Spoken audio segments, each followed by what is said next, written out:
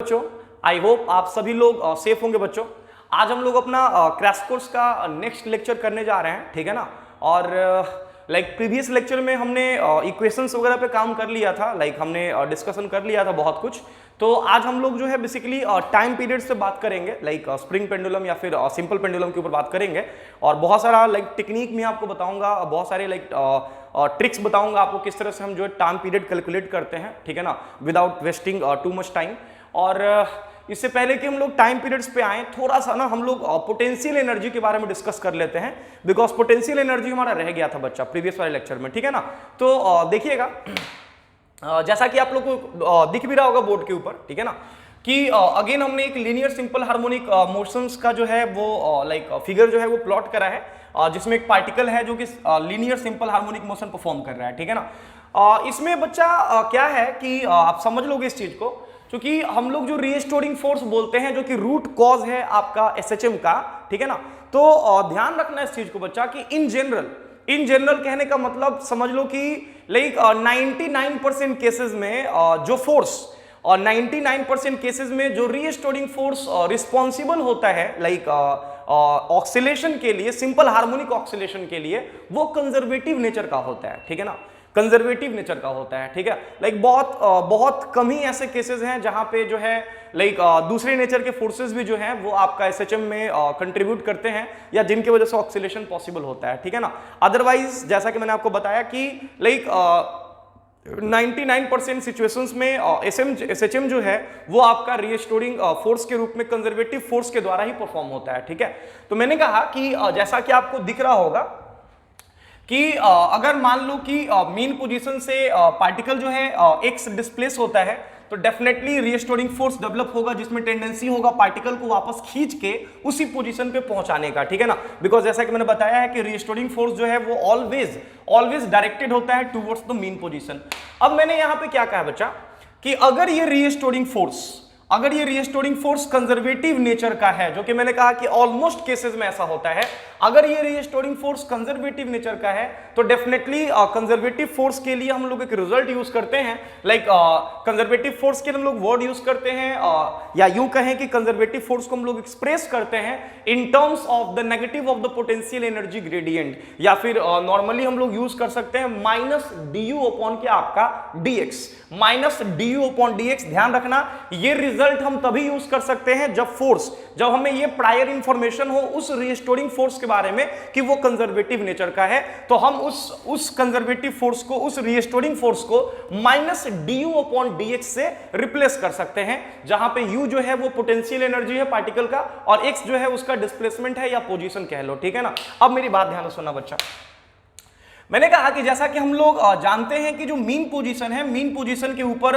जो फोर्स है restoring force 0 होता है, और डेफिनेटली चूंकि यहाँ रीस्टोरिंग फोर्स जो है कंजर्वेटिव है, माइनस du अपॉन dx के फॉर्म में है, तो डेफिनेटली अगर इस जगह पे फोर्स 0 है तो इस जगह पे माइनस du अपॉन dx भी आपका 0 होगा। अब मेरी बात ध्यान से सुनना बेटा, माइनस du अपॉन dx 0 कहने का मतलब ये हुआ, यहाँ पे माइनस du अपॉन dx 0 होने का यहाँ पे सिग्निफिकेंस जो है ये समझ लेना कि मीन पोजीशन पे जो पोटेंशियल एनर्जी है वो मिनिमम होता है। ध्यान रखना इस चीज को कि मीन पोजीशन, ठीक है ना, जिसके अबाउट पार्टिकल एसएचएम परफॉर्म कर रहा है, मीन पोजीशन पे पार्टिकल का जो पोटेंशियल एनर्जी है वो मिनिमम होता है। मिनिमम कहने का मतलब ये हुआ कि मिनिमम मींस ये 0 भी हो सकता है, मिनिमम मींस ये पॉजिटिव भी हो सकता है, मिनिमम मींस ये नेगेटिव भी हो सकता है। तो ये बात एकदम दिमाग में रखना कि मीन पोजीशन वो पोजीशन होता है जहां पे पार्टिकल का पोटेंशियल एनर्जी मिनिमम होता है। मिनिमम के रूप में वो 0 भी हो सकता है, पॉजिटिव भी हो सकता है, नेगेटिव भी हो सकता है। तो ध्यान से मेरी बात ये याद रखना, ठीक है ना। अब सुनोगे, मैंने कहा कि बच्चा जैसा कि आपको दिख रहा है यहां पे केस, ठीक है ना, कि मेन पोजीशन जहां पे फोर्स 0 है, और ये वो पोजीशन है जहां पे पोटेंशियल एनर्जी जो है वो आपका मिनिमम होगा। अब यहां पे मैंने कहा कि अगर हम इस पार्टिकल को मेन पोजीशन से एक्स डिस्प्लेस करा रहे हैं, तो उस इंस्टेंट पे जो रीस्टोरिंग फोर्स लगेगा, मैंने कहा कि ऑब्वियस है एसएचएम के लिए उस रीस्टोरिंग फोर्स का वैल्यू माइनस kx होगा, और चूंकि ये कंजर्वेटिव है तो डेफिनेटली इसको माइनस du अपॉन dx से रिप्लेस करा सकते हैं। ध्यान से मेरी बात सुनना, ऑब्वियस है माइनस माइनस टर्म्स तो यहां कैंसिल हो गया। और जब हम इंटीग्रेट करेंगे तो u का value half k x square आएगा। अब एक बड़ा ही इंटरेस्टिंग बात है यहां पे, ध्यान रखना बेटा कि ये जो u is equal to half k x square आपको दिख रहा है ना, ये u is equal to half k x square हम तब कंसीडर किए हैं जब हम ये मान के चले हैं कि मीन पोजीशन पे जो पोटेंशियल एनर्जी का वैल्यू है जो कि ऑलवेज मिनिमम होता है वो जीरो है। माने ये इंटीग्रेशन u बराबर हाफ के एक्स स्क्वायर, याद रखना ये तब आया है जब हम ये पहले से अज्यूम करे हैं कि मीन पोजीशन पे पोटेंशियल एनर्जी का वैल्यू क्या है आपका जीरो है। Then in that case only you can use the result u is equal to half k x square. ध्यान रखना इस चीज को, potential energy u is equal to half k x square, ये कोई जनरल रिजल्ट नहीं है, लेकिन हाँ ये रिजल्ट आप यूज तब कर सकते हो जब आप ये मान के चलो या पहले से ऐसा दिया हुआ हो कि मीन पोजीशन पे पोटेंशियल एनर्जी का वैल्यू क्या है आपका जीरो। हालांकि वहां मिनिमम होगा, जीरो हो भी सकता है नहीं भी हो सकता है, बट अगर हम जीरो मानते हैं तो u का value half k x square होगा, जहां पे x क्या है तो डिस्प्लेसमेंट है कहां से आपका मीन पोजीशन से। अब जैसा कि आपको ग्राफ दिख रहा होगा u इज इक्वल टू क्या आपका half k x square. Again repeat कर रहा हूं कि जैसा कि आपको ग्राफ दिख रहा होगा u इज इक्वल टू क्या आपका हाफ के एक्स स्क्वायर। तो मैंने कहा बच्चा मैंने कहा कि अगर हम इस ग्राफ के अकॉर्डिंग चलें तो जैसा कि आपको दिख रहा होगा हाफ और के ये तो कांस्टेंट है, माने u directly proportional to x square है। माने जो ग्राफ होगा एक पैराबोला होगा, एक्स का स्क्वायर पैराबोला होगा, और वो भी पैराबोला ओपनिंग क्या होगा आपका अपवर्ड होगा, जिसका वर्टेक्स जो है वो ओरिजिन पे होगा, माने कहीं यहां पे दिस। माने ये ग्राफ फिर से मैं रिपीट कर रहा हूं, ये graph in general potential energy और पोजीशन के बीच का ग्राफ नहीं है, इन जनरल ग्राफ ये नहीं है। ये ग्राफ तब हम प्लॉट किए हैं जो हम ये मान के चले हैं कि मीन पोजीशन पे मिनिमम पोटेंशियल एनर्जी जीरो है, दिस, तब ये ग्राफ जो है वो एप्लीकेबल है। क्या कोई दिक्कत? फटाफट नोट करोगे जल्दी से, ध्यान रहे। बढ़ू आगे, नेक्स्ट। हाँ, अब इसमें एक चीज ये भी देख सकते हो, k का वैल्यू आप चाहो तो पुट कर सकते हो m ओमेगा स्क्वायर, जैसा कि मैंने आपको बता रखा है ओमेगा स्क्वायर का वैल्यू k बाई m होता है, तो वहां से k का वैल्यू m ओमेगा स्क्वायर हो जाएगा। और डेफिनेटली इस रिजल्ट के अकॉर्डिंग बात करें तो जो मैक्सिमम पोटेंशियल एनर्जी होगा वो x is equal to plus a पे होगा, और कितना होगा तो ऑब्वियस है कि x का वैल्यू यहां पे हम a पुट कर देंगे तो half m omega square a square. दिख भी रहा होगा कि सेम अमाउंट का काइनेटिक एनर्जी मैक्सिमम होता है लेकिन मीन पोजीशन पे, माने कि मीन पोजीशन पे जितना काइनेटिक एनर्जी मैक्सिमम होता है उतना ही एक्सट्रीम पोजीशन पे सेम अमाउंट का पोटेंशियल एनर्जी जो होगा वो आपका मैक्सिमम होगा, like half m omega square a square के बराबर। क्या कोई दिक्कत? फटाफट नोट करोगे। बढ़ू आगे, चलो गौर करना बच्चा। नेक्स्ट, अब देखोगे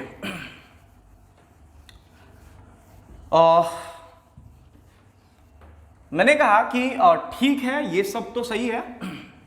अब इसमें चलो मैं आपसे एक क्वेश्चन पूछता हूं ताकि चीजें एकदम क्लियर हो जाए आपके लिए, ठीक है ना? ध्यान से मेरी बात सुनना। जैसे यहां पे जो है ना आपके लिए हो सकता है कि प्रॉब्लम हो जाए, अगर कॉन्सेप्ट क्लियर नहीं होगा तो डेफिनेटली आप गलत करके आओगे एग्जाम में। जैसे मान लो आपको ना 4 ग्राफ दे दिया जाए, दिस,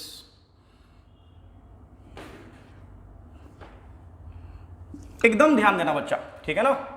ये ऐसा कोई ग्राफ दे दिया जाए, this is x is equal to 0, this is x and this is u, पहला ग्राफ फर्स्ट, इसको हम बोलते हैं u नॉट, पहला ग्राफ u नॉट। दिस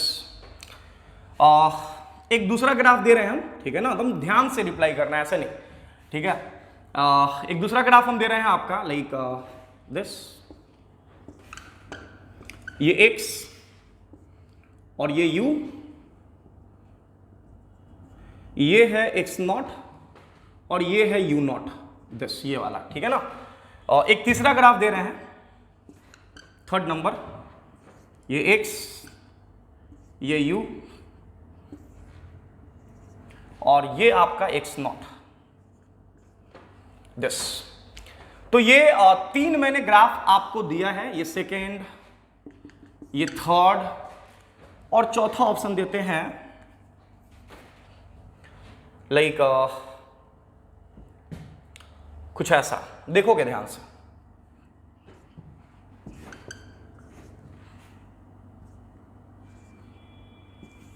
ये बस मैंने बताने के लिए आपको समझाने के लिए दिया है चारों ऑप्शन, ठीक है ना। एक ऑप्शन और भी देंगे आपको, देखोगे ध्यान से।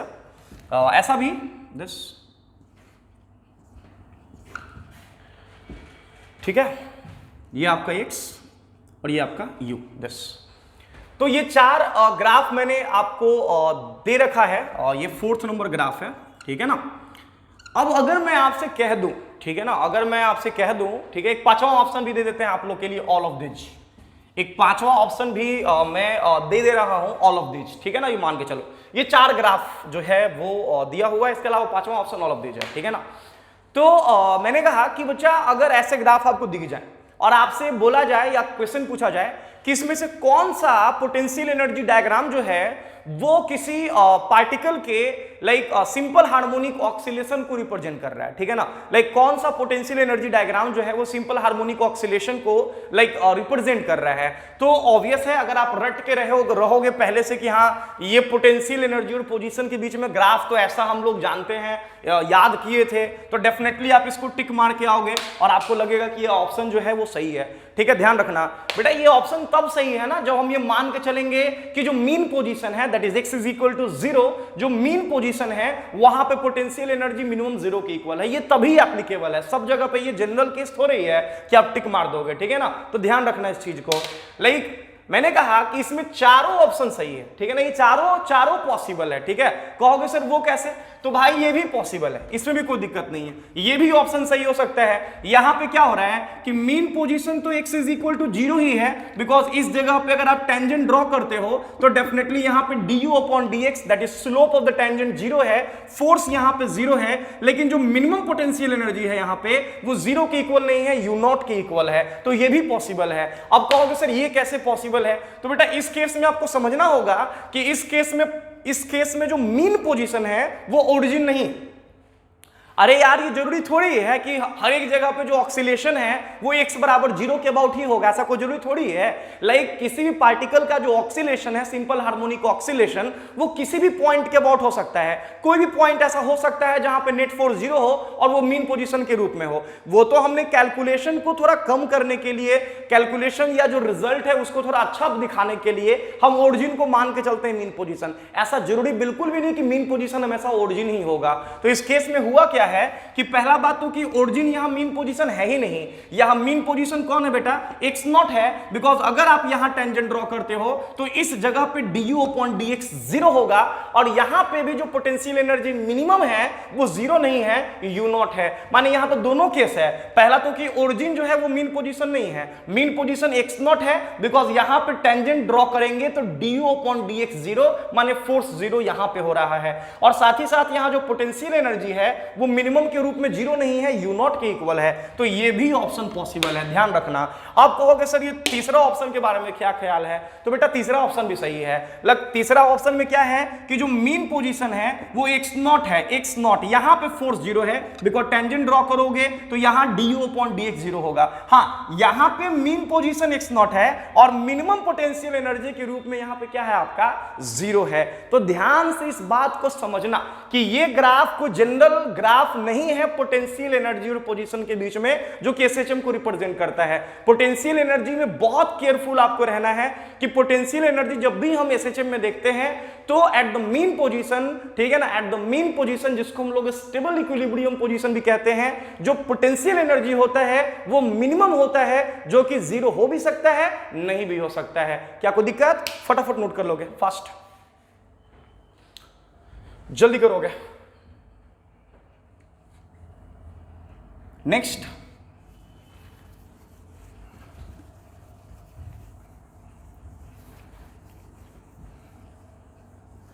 बढ़ूं आगे,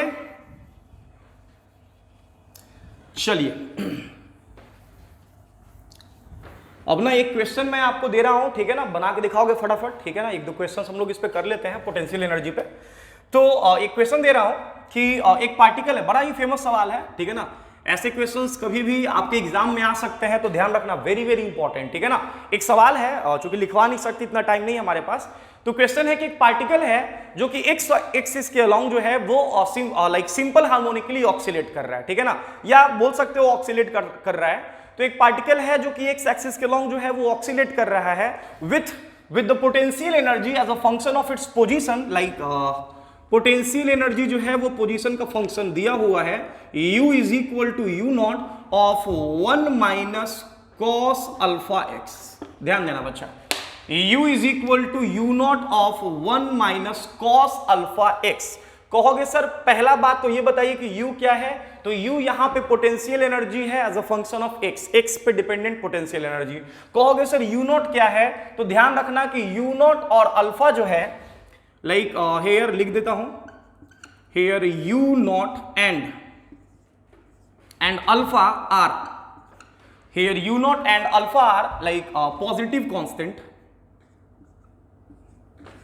चलो यार शॉर्टकट यूज नहीं करेंगे, और here u naught and alpha are positive constants।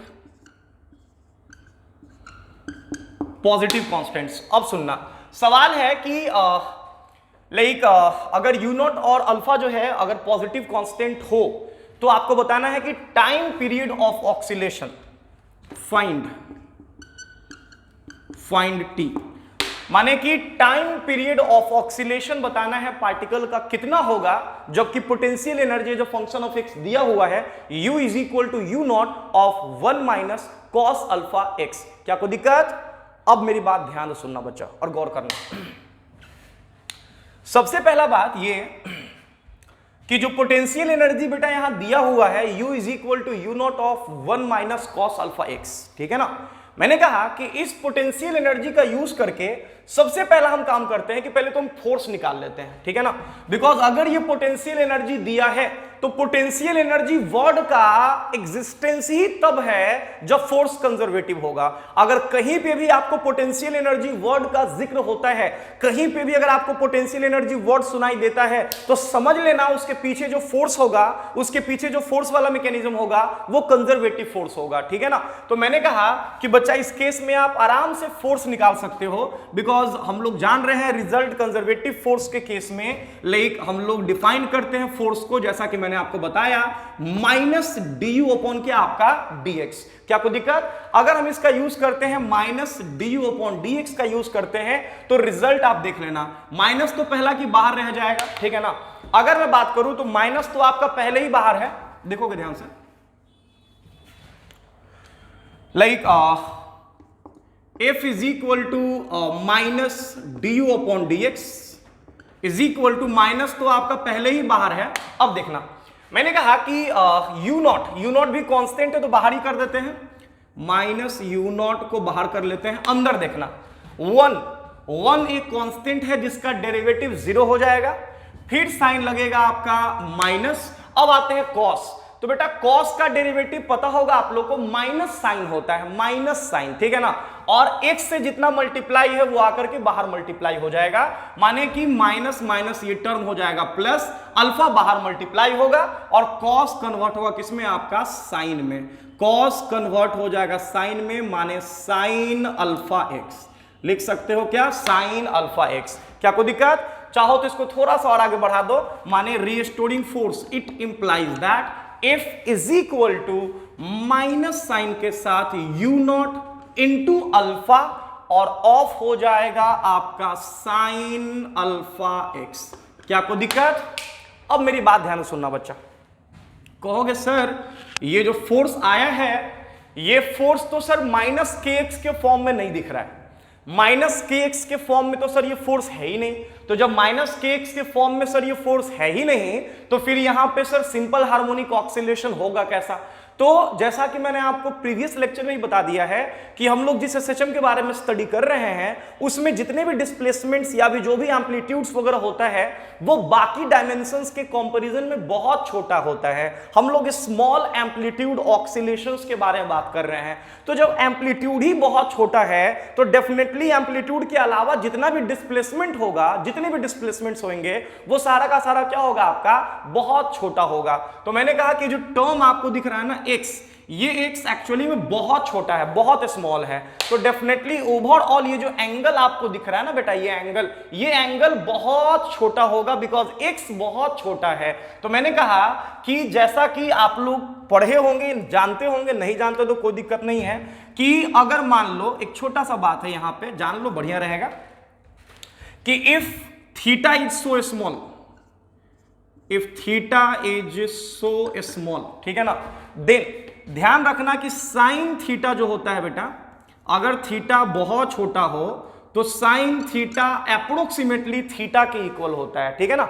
अगर थीटा एंगल बहुत छोटा हो तो साइन थीटा अप्रोक्सीमेटली थीटा के इक्वल होता है। साइन थीटा की जगह यहां पे अल्फा एक्स है, और मैंने पहले से नोटिफाई करके रखा है कि जो एंगल है बहुत छोटा है, तो definitely sine theta approximately theta that is alpha x के बराबर हो जाएगा। It implies that if is equal to आ जाएगा माइनस यू नॉट इंटू, ये अल्फा इंटू अल्फा हो जाएगा अल्फा स्क्वायर, माने minus u naught alpha square, और इंटू यहां बच जाएगा क्या आपका एक्स। अब जैसा आप दिख रहा होगा आप लोग को, f is equal to minus k x के फॉर्म में है, माने ये जो टर्म है ये आपका के है, दैट इज फोर्स कांस्टेंट है, जो कि इक्वल होता है किसके, आपका एम ओमेगा स्क्वायर के। क्या यहां से आप ओमेगा निकाल सकते हो, कितना होगा? अगर यहां से ओमेगा निकल गया तो बड़े ही प्यार से आप टाइम पीरियड निकाल पाओगे, जो कि 2 पाई बाई ओमेगा के इक्वल होगा। फटाफट नोट करोगे जल्दी से, बहुत ही जबरदस्त सवाल है, ऐसे क्वेश्चंस कभी भी आ सकते हैं, तो ध्यान रखना, very very important question, note कर लो बढ़िया से। पोटेंशियल एनर्जी दिया रहेगा, टाइम पीरियड आपसे पूछ दिया जाएगा, तो जब भी पोटेंशियल एनर्जी दिया रहे फटाफट आप फोर्स निकाल लो पहले, f is equal to minus d u by d x का यूज करके, और वहां पे ये अप्रोक्सीमेशन लेना कि जो भी एक्स वाला टर्म है, जो डिस्प्लेसमेंट है वो बहुत छोटा है, तो जैसे ही आप अप्रोक्सीमेशन लोगे कि डिस्प्लेसमेंट बहुत छोटा है, तो इमीडिएटली आपका जो रिजल्ट है रीस्टोरिंग फोर्स वो माइनस के एक्स के फॉर्म में आ गया, और जैसे ही माइनस के एक्स के फॉर्म में आ गया, आप के को इक्वेट कर लो एम ओमेगा स्क्वायर से, आंसर आपके सामने होगा। जल्दी करो, फास्ट। तो ऐसे सवाल आप बहुत आराम से बना लोगे, कोई दिक्कत नहीं है, जल्दी करोगे, फास्ट। मिटाओ, चलिए देखिएगा बच्चों, नेक्स्ट नंबर। अब ध्यान देना, अब इसमें बेटा एक इंपॉर्टेंट चीज है जो मैं आप लोगों को बताना चाह रहा हूं, ठीक है ना, क्या है वो देख लीजिएगा आप लोग, ठीक है। जैसे अभी क्या है कि मैंने ये मान के चला था कि चूंकि पोटेंशियल एनर्जी हम निकाले हैं अभी, U इज इक्वल टू हमारा आया है half k x square position के फॉर्म में, और x का वैल्यू चूंकि जो टाइम अगर हम टाइम मीन पोजीशन से काउंट करते हैं तो x का value a sin omega t, जो कि मैंने प्रूव करा था, आपको बताया भी था, u इज इक्वल टू ये आपका हो जाएगा हाफ के, और x के जगह चाहे तो हम लोग बड़े ही प्यार से लिख सकते हैं a sin ओमेगा t। तो जब हम x की जगह a sin ओमेगा t लिखते हैं तो बेटा ये हो जाएगा के ए स्क्वायर ऑफ साइन स्क्वायर क्या आपका ओमेगा टी। तो ध्यान रखना इस चीज को कि पोटेंशियल एनर्जी हो गया आपका हाफ ऑफ के साइन स्क्वायर ओमेगा टी, ठीक है ना। चाहो तो के का वैल्यू पुट कर सकते हो एम ओमेगा स्क्वायर, माने पोटेंशियल एनर्जी आ जाएगा half m omega square a square और इनटू साइन स्क्वायर ऑफ क्या आपका ओमेगा टी। ग्राफ पुट देता है आपका इसमें पोटेंशियल एनर्जी और टाइम के बीच में, पोटेंशियल एनर्जी और टाइम के बीच में। तो बेटा साइन स्क्वायर का ग्राफ आप लोगों को प्लॉट करना है, साइन स्क्वायर का ग्राफ, ठीक है ना। डेफिनेटली ओरिजिन से शुरू होगा क्योंकि साइन का ग्राफ है, लेकिन निगेटिव का कोई हिस्सा नहीं होगा बिकॉज साइन का स्क्वायर है यहाँ पे। तो जो ग्राफ आपका बनेगा वो आपका कुछ ऐसा होगा, ध्यान रखिएगा इस चीज को। ये आपका पोटेंशियल एनर्जी और टाइम के बीच का ग्राफ है। पोटेंशियल एनर्जी मैक्सिमम होगा एक्सट्रीम पोजीशन पे, और कितना होगा तो half m omega square into a square के बराबर। नोट करोगे जल्दी से, फास्ट हो गया। चलो बिटाओ, चलिए ध्यान दीजिएगा इधर, गौर करना।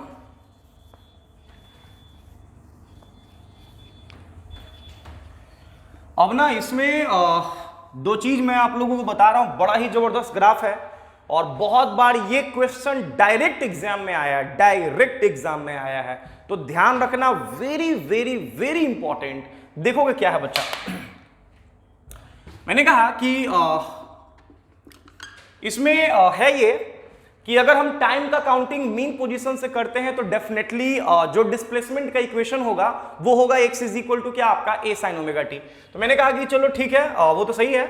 उसके अकॉर्डिंग मैंने काइनेटिक एनर्जी निकाला है, और काइनेटिक एनर्जी आया है as a function of time half m omega square, half m omega square a square, kinetic energy का बात कर रहा हूं, और ये आया है cos स्क्वायर ओमेगा टी।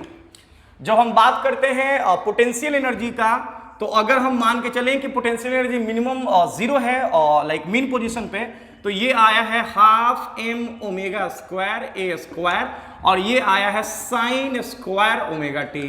ठीक है, तो kinetic energy as a function of time, potential energy as a function of time, kinetic energy पता है, पोटेंशियल एनर्जी पता है, तो क्या हम मैकेनिकल एनर्जी नहीं निकाल सकते हैं? मैकेनिकल एनर्जी और पार्टिकल का जो केस हम परफॉर्म कर रहा है, तो काइनेटिक प्लस क्या होगा आपका पोटेंशियल। तो जब हम लोग ऐड करेंगे बेटा काइनेटिक और पोटेंशियल को, तो हमें टोटल मैकेनिकल एनर्जी मिलेगा, जो कि आपको दिख भी रहा होगा कि ये जो टर्म है, ये टर्म, ये दोनों टर्म कॉमन होगा, बाहर निकलेगा, अंदर में बचेगा sine square omega T plus cos square omega T, जो कि 1 के इक्वल होगा। माने कि ये वैल्यू आपका आ जाएगा हाफ m ओमेगा स्क्वायर और इंटू क्या आपका a स्क्वायर। क्या कोई दिक्कत? बेटा ग्राफ पूछ देता है आपका तीनों का एक साथ, ये टाइम और ये आपका एनर्जी, हर एक तरह का एनर्जी, ध्यान दीजिएगा। माने इधर का जो टर्म है ये आपका एनर्जी, हर एक तरह का एनर्जी, काइनेटिक भी, पोटेंशियल भी और टोटल भी, और इधर का जो एक्सिस है ये टाइम को डिनोट कर रहा है। तो ध्यान से मेरी बात सुनना बच्चा, अगर मुझे काइनेटिक एनर्जी का ग्राफ प्लॉट करना हो बेटा, तो आप कहोगे सर कॉस स्क्वायर वाला ग्राफ होगा कुछ ऐसा, दिस, जो कि हम लोग पहले भी सर प्लॉट कर चुके हैं। मैक्सिमम अगर बात करें मैक्सिमम वैल्यू का काइनेटिक एनर्जी का, दिस। अगर बात करें maximum value of kinetic energy का, तो हम लोग को पता है half m omega square a square के इक्वल होगा। अब कहोगे सर पोटेंशियल एनर्जी, तो पोटेंशियल एनर्जी साइन स्क्वायर वाला ग्राफ है, तो ये अभी तुरंत हमने प्लॉट करा है, ये आपका कुछ ऐसा, फिर आपका कुछ ऐसा। ध्यान दीजिएगा बच्चा, जहां पे बात करें काइनेटिक एनर्जी मैक्सिमम होने का, ये जो ब्लैक वाला दिख रहा है आपको, ये ब्लैक वाला काइनेटिक एनर्जी डिनोट कर रहा है, ये जो ब्लू मार्कर से दिख रहा है ये आपका पोटेंशियल एनर्जी डिनोट कर रहा है। तो मैंने कहा कि आप देख सकते हो बच्चा कि जहां पे काइनेटिक एनर्जी मैक्सिमम है, that is the mean position, वहां पे पोटेंशियल एनर्जी मिनिमम है। हालांकि हमने यहां 0 मान के चला है, बट ये कॉन्सेप्ट हमेशा एप्लीकेबल रखना, ठीक है ना, कि जहां पे काइनेटिक एनर्जी मैक्सिमम होगा वहां पे पोटेंशियल एनर्जी क्या होगा आपका मिनिमम होगा। तो ये ग्राफ कुछ इस तरह से। अब अगर आपसे कोई कह दे कि भैया अभी टोटल एनर्जी तो रह गया, तो टोटल एनर्जी कांस्टेंट है किसके बराबर? Half m omega square a square के बराबर। माने सीधा एक लाइन ऐसे आप प्लॉट करोगे, ये जो ब्लू मार्कर से मैंने स्ट्रेट लाइन प्लॉट करा है, ये डिनोट करेगा टोटल एनर्जी को। क्या कोई दिक्कत? माने काइनेटिक एनर्जी का मैक्सिमम, पोटेंशियल एनर्जी का मैक्सिमम इक्वल होगा किसके? आपका टोटल मैकेनिकल एनर्जी के। तो याद रखना कि एसएचएम के केस में k max is equal to u max is equal to e total. ध्यान रखना, k max is equal to u max is equal to e total, और ये इक्वल होता है हाफ m ओमेगा स्क्वायर और into square के। Note कर लोगे फटाफट जल्दी से, ये ग्राफ भी बहुत बार पूछा जा चुका है, तो ध्यान रखना इस ग्राफ को। चलिए नेक्स्ट बढ़ता हूं आगे, बिटाएं, चलो अब ध्यान देना बेटा, अगर इसी में कह दिया जाए आपसे, अगर इसमें आपसे कह दिया जाए कि भैया ग्राफ आप लोगों को प्लॉट करना है, ठीक है, हर एक तरह का एनर्जी और पोजीशन के बीच में, this is x and this is energy, तो एनर्जी और पोजीशन के बीच में ग्राफ प्लॉट करना है। कहोगे सर क्या करेंगे इसमें? तो कुछ नहीं करना है भाई। लाइक मीन पोजीशन पे अगर बात करें, अगर पोटेंशियल एनर्जी मिनिमम है, तो लाइक हमारे पास पोटेंशियल एनर्जी का तो रिजल्ट पहले से पता है, और ये है half k x square. Kinetic energy का अगर बात करें तो काइनेटिक एनर्जी पता है half m omega square of a square minus x square, जैसा कि आप लोग को हम बता चुके हैं पहले भी, half m omega square a square minus x square. इसके बाद अगर बात करें तो ये हमारा काइनेटिक है, यहां भी लिखिए दो, हाफ k के जगह पे लिखिए दो m ओमेगा स्क्वायर और इंटू क्या आपका एक्स स्क्वायर। तो potential energy half m omega square x square, kinetic energy half m omega square a square minus x square, और टोटल एनर्जी जो है ये तो आपका दिख ही रहा होगा हाफ एम ओमेगा स्क्वायर और इंटू किसकी इक्वल आपका ए स्क्वायर के इक्वल। अगर मैं ग्राफ प्लॉट करूं तो आप कहोगे सर ये तो पोटेंशियल एनर्जी का होगा, तुरंत अभी आपने बताया है ये तो सर पोटेंशियल एनर्जी होगा। उसके बाद से अगर बात करें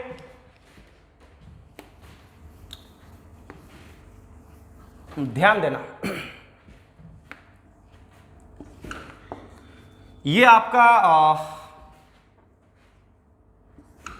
position x and this is all type of energies.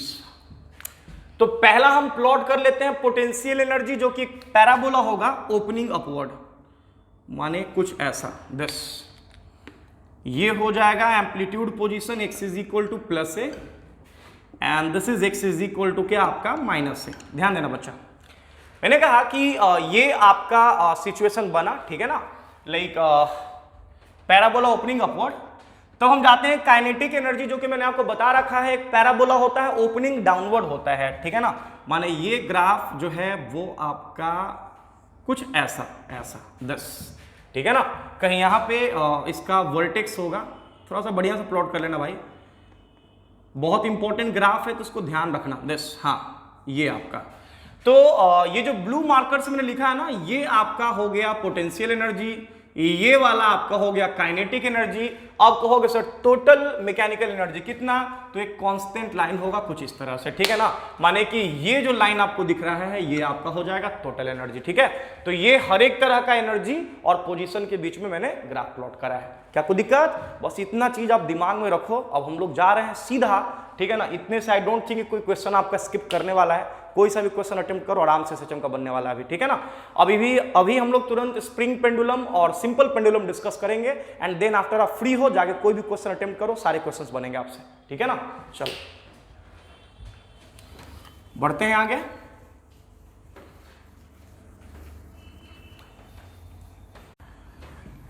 ठीक है बच्चा, अभी हम लोग डिस्कस करने जा रहे हैं स्प्रिंग पेंडुलम जो कि बहुत ही इंपॉर्टेंट सेगमेंट है, और अगर एसएचएम से क्वेश्चंस आने का अगर चांस देखा जाए तो स्प्रिंग पेंडुलम से चांसेस जो है बहुत ज्यादा होते हैं, ठीक है ना।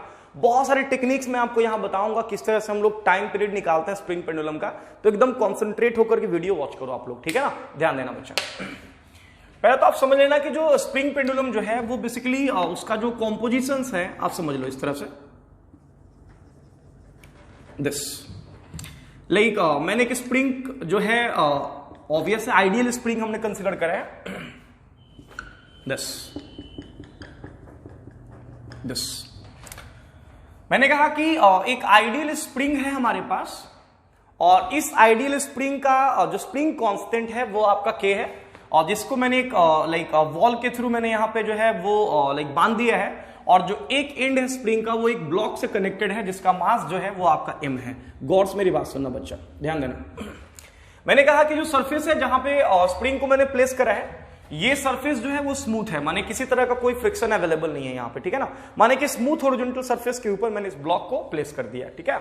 अब देखना ये जो स्प्रिंग आपको दिख रहा है ना बेटा, ये अभी अपने लाइक रिलैक्स्ड लेंथ में, जो स्प्रिंग आपको दिख रहा है ना ये स्प्रिंग अपने रिलैक्स्ड लेंथ में है। रिलैक्स्ड लेंथ कहने का मतलब ये कि ना ही यहां पे कोई एलोंगेशन है इस स्प्रिंग में और ना ही यहां पे कोई कंप्रेशन है स्प्रिंग में, ठीक है ना, means like this is x is equal to 0 बोल लेते हैं इसको, ठीक है ना, लाइक कोई एलोंगेशन नहीं है कोई कंप्रेशन नहीं है, ठीक है ना बच्चा। अब मेरी बात ध्यान से सुनना, मैंने कहा कि अगर यहां पे ना कोई एलोंगेशन है ना कोई कंप्रेशन है तो आप कहोगे सर इस केस में तो डेफिनेटली इस पोजीशन पे लाइक जो फोर्स होगा रिस्टोरिंग फोर्स वो आपका 0 होगा, क्योंकि नेट फोर्स के रूप में कुछ अवेलेबल नहीं है यहाँ पे, नॉर्मल ने इसके वेट को बैलेंस कर रखा है और स्प्रिंग फोर्स तो लग नहीं रहा है, तो हॉरिजॉन्टल डायरेक्शन में तो कोई फोर्स है नहीं और वर्टिकल डायरेक्शन में नॉर्मल ने वेट को बैलेंस करके रखा है, माने जो नेट फोर्स यहां पे है वो 0 है। क्या कोई दिक्कत? अगर हम इस पोजीशन से ब्लॉक को लाइक इस पोजीशन से स्लाइटली डिस्प्लेस कराएं दिस कहीं यहां, तो कहोगे सर स्प्रिंग जो है वो कुछ अमाउंट से एलोंगेट होगा, से एक्स अमाउंट से एलोंगेट होगा दिस, ध्यान दीजिएगा। लाइक एक्स अमाउंट से एलोंगेट होने के बाद अब ब्लॉक कहीं यहां आया, और जब ब्लॉक यहां आएगा तो डेफिनेटली वर्टिकल इक्विलिब्रियम में तो ब्लॉक है, क्योंकि वर्टिकली तो अभी भी नेट फोर्स इसके ऊपर 0 ही है, बट अब यहां पे ब्लॉक के ऊपर एक फोर्स लगना शुरू होगा स्प्रिंग फोर्स के रूप में, लाइक जिसको हम लोग कहेंगे kx। ये जो स्प्रिंग फोर्स होगा बच्चा, ये स्प्रिंग फोर्स इस ब्लॉक को खींचना चाहेगा वापस उसी पोजीशन पे जहां से कि ब्लॉक को डिस्प्लेस कराया गया है। क्या कोई दिक्कत? इसी तरह से ब्लॉक जब यहां से निकलेगा तो डेफिनेटली इस पोजीशन में पहुंचेगा जहां पे नेट फोर्स 0 है, that is what we call mean position. इसको क्रॉस करने के बाद ब्लॉक जो है वो उस स्प्रिंग को कंप्रेस करेगा, मींस एक्सट्रीम पोजीशन में पहुंचेगा, और इस पोजीशन के about, that is the mean position के अबाउट, ये जो ब्लॉक है ये आपका ऑक्सीलेट करना शुरू कर देगा कुछ इस तरह से। माने आप कह सकते हो जो रिलैक्स लेंथ है स्प्रिंग का वही इसका मीन पोजीशन है, और रिस्टोरिंग फोर्स के रूप में यहां पे स्प्रिंग फोर्स अवेलेबल है। माने f restoring is equal to क्या आपका -kx। क्या कोई दिक्कत? ये तो डायरेक्ट उसी फॉर्म में ही आ गया यार, बिकॉज हमने बताया है आप लोगों को कि अगर कोई पार्टिकल सिंपल हार्मोनिकली ऑक्सीलेट कर रहा है तो डेफिनेटली उस पे जो रिस्टोरिंग फोर्स है वो -kx के फॉर्म में होना चाहिए, और यहां तो पहले से अवेलेबल है -kx के फॉर्म में। बस अंतर ये है कि वहां पे k को हम लोग फोर्स कांस्टेंट कह रहे थे, और यहां पे k जो है वो आपका स्प्रिंग कांस्टेंट है। माने स्प्रिंग कांस्टेंट ही जो है वो आपका फोर्स कांस्टेंट का यहां पे काम करेगा। तो आप चाहो तो डायरेक्ट आप इस k को m ओमेगा स्क्वायर से कंपेयर कर सकते हो। जब आप m ओमेगा स्क्वायर से इस k को लाइक कंपेयर करोगे तो डेफिनेटली यहां से आपका ओमेगा निकल जाएगा। कहोगे सर ओमेगा कितना आएगा? तो ओमेगा आएगा आपका अंडर रूट, जो कि याद रखना है आपको, k/m। This is the angular frequency of oscillation of spring pendulum. Omega is equal to under root k/m। आप कहोगे सर देन अगर ओमेगा निकल गया तो विदाउट एनी डाउट आप उसका टाइम पीरियड भी निकाल सकते हो, और टाइम पीरियड जो आपका होगा वो आपका हो जाएगा 2π/ओमेगा, दैट इज 2π√m/k। क्या कोई दिक्कत? तो ध्यान रखना स्प्रिंग पेंडुलम के केस में एंगुलर फ्रीक्वेंसी जो आपको दिख रहा होगा √k/m, जबकि जो टाइम पीरियड होगा वो होगा 2π√m/k। फटाफट नोट करोगे फास्ट। चलो, ये तो बहुत बेसिक सा बात था स्प्रिंग पेंडुलम के बारे में, ठीक है ना। अब इसमें देखना क्या क्या केसेस जो है वो पॉसिबल है। सुनोगे ध्यान से। इकलौता रीस्टोरिंग फोर्स के रूप में यहां पे स्प्रिंग फोर्स था, ठीक है ना। देखोगे बच्चा, नेक्स्ट अब ध्यान देना, ठीक है। ये तो मैंने आप लोगों को बताया, बट आप लोग ना ऐसे क्वेश्चंस दिखेंगे आप लोगों को, ठीक है ना, डराने के लिए बोला जाएगा टाइम पीरियड बताओ क्या होगा, एंगुलर फ्रीक्वेंसी बताओ क्या होगा, लीनियर फ्रीक्वेंसी बताओ क्या होगा। तो डेफिनेटली अगर टाइम पीरियड निकल जाएगा तो आप लीनियर फ्रीक्वेंसी भी निकाल सकते हो 1 किससे, आपका टाइम पीरियड से, ठीक है ना। तो मेरी बात एकदम ध्यान से सुनना बेटा। मैंने कहा कि ऐसे क्वेश्चंस आपको दिख जाएंगे, ऐसे क्वेश्चंस, ठीक है, कि लाइक एक स्प्रिंग है जिससे मैंने एक ब्लॉक को लटका दिया है, ब्लॉक का मास m है, स्प्रिंग कांस्टेंट है k, वर्टिकली सस्पेंडेड है ये ब्लॉक कुछ इस तरह से। एकदम ध्यान देना बच्चा, ये सारे क्वेश्चंस पूछे जा चुके हैं। ये पहला क्वेश्चन। और दूसरा क्वेश्चन जो है ध्यान दोगे कि एक पुली है, फिक्स पुली है, एक फिक्स पुली है, यहां पे लगा हुआ है स्प्रिंग, फिक्स्ड है, और यहां से लटका हुआ है ब्लॉक जिसका मास है आपका m, this, and this is a fix pulley. किसी तरह का कोई भी रोटेशनल मूवमेंट नहीं हो रहा है इस पुली में, ध्यान रखना, ठीक है ना। मैंने कहा कि पुली एकदम फिक्स है, किसी तरह कोई मूवमेंट नहीं है पुली में, ना ही कोई ट्रांसलेशनल मूवमेंट है और ना ही कोई रोटेशनल मूवमेंट है, ठीक है ना। एक स्प्रिंग लगा हुआ है जिसका स्प्रिंग कांस्टेंट k है, और वहां से एक स्ट्रिंग की हेल्प से मैंने एक ब्लॉक को लटकाया है जिसका मास है आपका m। ये दूसरा केस है बच्चा, सेकेंड क्वेश्चन, ध्यान दोगे। अब आते हैं हम लोग थर्ड वाले क्वेश्चन में, ठीक है ना। थर्ड क्वेश्चन में आते हैं बच्चा। देखोगे थर्ड क्वेश्चन क्या है। थर्ड क्वेश्चन में क्या है कि मैंने ना एक इंक्लाइंड प्लेन के ऊपर, दिस इंक्लिनेशन एंगल थीटा, यहां पे एक स्प्रिंग ऐसा लिया, और यहां से मैंने एक ब्लॉक को ऐसे कनेक्ट करा है, स्प्रिंग कांस्टेंट आपका k, दिस, ठीक है ना। थर्ड नंबर क्वेश्चन, ध्यान देना। ये थर्ड क्वेश्चन था, और फोर्थ क्वेश्चन में एक और आप लोग को देता हूं, ठीक है। ऐसा है कि एक एलिवेटर है, फोर्थ क्वेश्चन में, ये लो, फोर्थ क्वेश्चन में मैंने क्या करा कि एक एलिवेटर कंसीडर करा, ऐसा एलिवेटर, ठीक है ना, और एक एलिवेटर के अंदर मैंने एक स्प्रिंग की हेल्प से एक ब्लॉक को लटका दिया है, मास है आपका m, ठीक है, और स्प्रिंग कांस्टेंट आपका दिया हुआ है k, और ये जो एलिवेटर है, ठीक है ना, ये आपका कांस्टेंट एक्सेलरेशन a से ऊपर की तरफ जा रहा है, 10, ध्यान देना, ये चौथा क्वेश्चन है आपके लिए 10। और एक और क्वेश्चन लगे हाथ दे देते हैं, पांचवा क्वेश्चन, ठीक है, ध्यान देना, 5th नंबर क्वेश्चन, लाइक 10।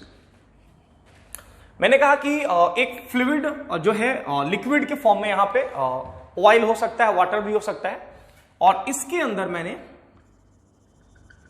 एक ब्लॉक को कंप्लीटली रूप से सबमर्ज कर दिया है, इसका स्प्रिंग कांस्टेंट है आपका k, ठीक है ना। हाँ, यहां दिया हुआ है कि जो डेंसिटी है ब्लॉक का वो लिक्विड के डेंसिटी से ज्यादा है, तभी ये सबमर्ज्ड है, ठीक है ना। तो ध्यान रखना इस चीज को कि ब्लॉक का जो डेंसिटी है वो लिक्विड के डेंसिटी से ज्यादा है। तो लिख देता हूं मैं यहां पे कि सिग्मा जो ब्लॉक है बेटा वो आपका ग्रेटर देन है सिग्मा लिक्विड से, बस ये यहां पे बस ध्यान रखना। क्या कोई दिक्कत? अब सुनना, ये 5 सवाल मैंने आपको दिए, ठीक है, और पांचों सवाल में मैं आपसे पूछ रहा हूं, ठीक है ना, कि आपको टाइम पीरियड ऑफ ऑक्सीलेशन बताना है कि ब्लॉक का कितना होगा। ब्लॉक का टाइम पीरियड ऑफ ऑक्सीलेशन बताना है कितना होगा, क्योंकि जब मैंने स्प्रिंग से एक ब्लॉक को कनेक्ट करके हॉरिजॉन्टल सरफेस पे रखा था तो उस केस में तो बड़े ही आसानी से हमने टाइम पीरियड निकाल लिया, 2 pi under root m upon k आपका k। लेकिन यहां तो सिचुएशंस बिल्कुल डिफरेंट दिख रहे होंगे आपको।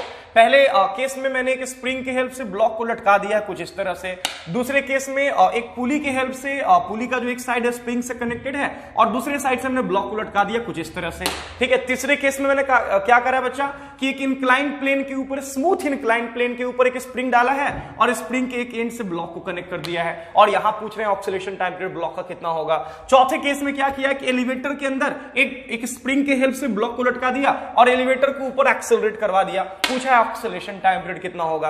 और लाइक पांचवें केस में अगर बात करें तो यहां पे मैंने एक लिक्विड में मैंने एक स्प्रिंग पेंडुलम को डाल दिया है और वहां दिया हुआ है कि जो ब्लॉक कनेक्टेड है स्प्रिंग से उसका डेंसिटी लिक्विड के डेंसिटी से ज्यादा है, तो यहां भी ऑक्सीलेशन टाइम पीरियड आपको बताना है कि कितना होगा। ध्यान से मेरी बात सुनना बेटा, गौर करना। अब आप ऐसे सवाल को बनाना मत, ठीक है ना, ऐसे सवाल का हम लोग डायरेक्ट आंसर लिखेंगे, ठीक है ना, और ऐसे क्वेश्चंस बड़ी फेमस सवाल है, बहुत बार ऐसे क्वेश्चंस आ चुके हैं, तो मेरी बात एकदम गौर से सुनना जो मैं बताने जा रहा हूं, ठीक है। लाइक जो हमने टाइम पीरियड स्प्रिंग पेंडुलम का निकाला है बेटा हॉरिजॉन्टल सरफेस पे रख करके, ठीक है ना, जो ऑक्सीलेट करवाया मैंने और टाइम पीरियड निकाला 2 pi under root m by k, या फिर एंगुलर फ्रीक्वेंसी निकाला under root k by m, या फिर लीनियर फ्रीक्वेंसी निकालेंगे 1 बाई टाइम पीरियड। तो मेरी बात एकदम ध्यान से सुनना, मैंने कहा कि बच्चा अगर हम उस केस को इन सारे केसेस से कंपेयर करें तो देखना क्या क्या डिफरेंसेस आने वाला है, ठीक है ना।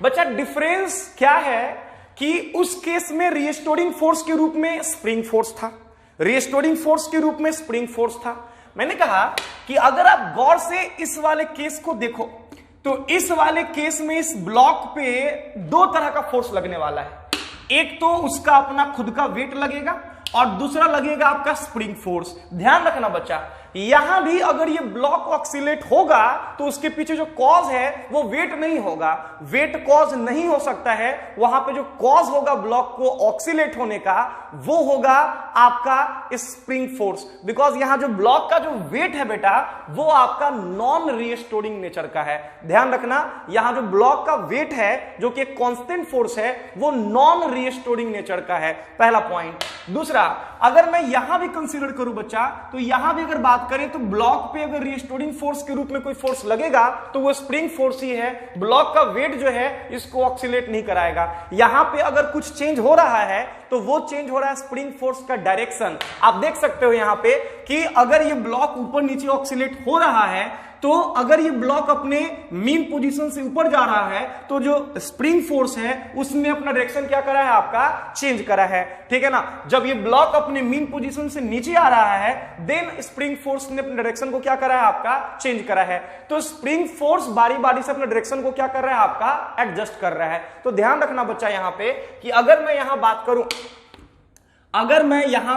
करूं तो एकदम दिमाग में बेटा इस बात को रखना आप कि इस केस में जो स्प्रिंग फोर्स है वो रीस्टोरिंग नेचर का है, यहां भी जो स्प्रिंग फोर्स है वो रीस्टोरिंग नेचर का है, यहां भी जो स्प्रिंग फोर्स है वो रीस्टोरिंग नेचर का है। माने इन सारे फिगर्स में सिर्फ स्प्रिंग फोर्स ही रीस्टोरिंग नेचर का है, बाकी जितने भी फोर्सेस दिख रहे हैं आपको लगता हुआ वो सारे कांस्टेंट नेचर के फोर्सेस हैं। चाहे यहां पे वेट हो, चाहे यहां का वेट हो, चाहे यहां पे वेट का कंपोनेंट हो mg sin थीटा, चाहे पे यहां पे आप देख सकते हो लाइक ब्लॉक के ऊपर फोर्सेस का अगर हम बात करें तो यहां जो ब्लॉक के ऊपर फोर्स होगा वो भी कांस्टेंट नेचर का होगा। यहां भी ब्लॉक पे अगर बात करें स्प्रिंग फोर्स के अलावा तो स्प्रिंग फोर्स के अलावा दो फोर्स लगेगा, एक तो ब्लॉक का अपना खुद का वेट और दूसरा क्या आपका लाइक जो लिक्विड के तरफ से जो बॉयंसी ऑफर होगा वो।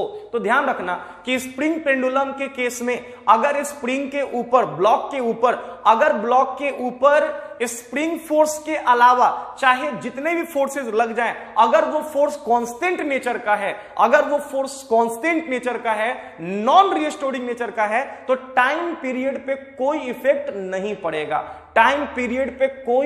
नहीं पड़ेगा। माने जितना टाइम पीरियड हॉरिजॉन्टल वाला था 2 pi under root m by k वही सारे का होगा। माने अगर इसका भी आंसर हम लिखते हैं तो बेटा इसका जो आंसर होगा टाइम पीरियड ये होगा 2 pi under root m by k. माने सिर्फ टाइम पीरियड ही नहीं, ओमेगा पे भी कोई इफेक्ट नहीं रहेगा, एंगुलर फ्रीक्वेंसी भी वही रहेगा under root k by M, frequency भी कोई इफेक्ट नहीं पड़ेगा 1 बाई क्या आपका टाइम पीरियड। माने यहां भी 2 pi under root m by k, यहां भी 2 pi under root m by k, यहां भी ये एंगल थीटा होने से कुछ नहीं है बेटा, यहां पे भी टाइम पीरियड आपका वही रहेगा 2 pi under root m by k, angular frequency वही रहेगा under root k by m, linear frequency वही रहेगा 1 बाई टाइम पीरियड, ठीक है ना। यहां पे भी सेम आंसर होगा बच्चा, यहां भी जो टाइम पीरियड होगा वो आपका होगा 2 pi under root m by k. क्या आपको दिक्कत? तो ध्यान रखना इस चीज को एकदम दिमाग में डाल लो कि ना ही लीनियर फ्रीक्वेंसी चेंज होगा, ना ही फ्रीक्वेंसी चेंज होगा, एंगुलर फ्रीक्वेंसी चेंज होगा और ना ही आपका टाइम पीरियड चेंज होगा। तो कहोगे सर कुछ तो चेंज होगा, सर कुछ तो डिफरेंस है इन सारे फिगर में और हॉरिजॉन्टल वाले फिगर में। एकदम टोटल अग्री करते हैं आपसे,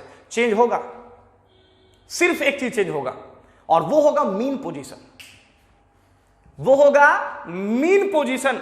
माने पहले वाले हॉरिजॉन्टल सरफेस पे जब मैंने ब्लॉक को प्लेस करा था तो मीन पोजीशन था x बराबर 0, स्प्रिंग में कोई एलोंगेशन नहीं, कोई कंप्रेशन नहीं। लेकिन इन सारे फिगर में जो मीन पोजीशन है वो चेंज करेगा, बिकॉज ऐसा हो ही नहीं सकता है कि ब्लॉक को अगर हम किसी स्प्रिंग से लटकाएं और ब्लॉक बिना एलोंगेट हुए, ऐसा हो ही नहीं सकता है कि ब्लॉक बिना लाइक स्प्रिंग को एलोंगेट किए हुए इक्विलिब्रियम को अचीव कर ले। बिकॉज जैसे ही हम ब्लॉक को यहां से छोड़ेंगे डेफिनेटली इस ब्लॉक के ऊपर भले ही स्प्रिंग फोर्स ना लग रहा हो लेकिन इसका वेट जो है इस ब्लॉक को नीचे खींचेगा। तो जब ब्लॉक को इसका वेट नीचे खींचेगा तो डेफिनेटली ये जो स्प्रिंग है ये कुछ अमाउंट से एलोंगेट होगा, से एक्स नॉट अमाउंट से एलोंगेट होगा। अब यहां वो सिचुएशन बनेगा बच्चा कि इस ब्लॉक पे लगने लगेगा दो फोर्स, नीचे लगेगा इसका खुद का वेट दैट इज mg और ऊपर लगेगा spring force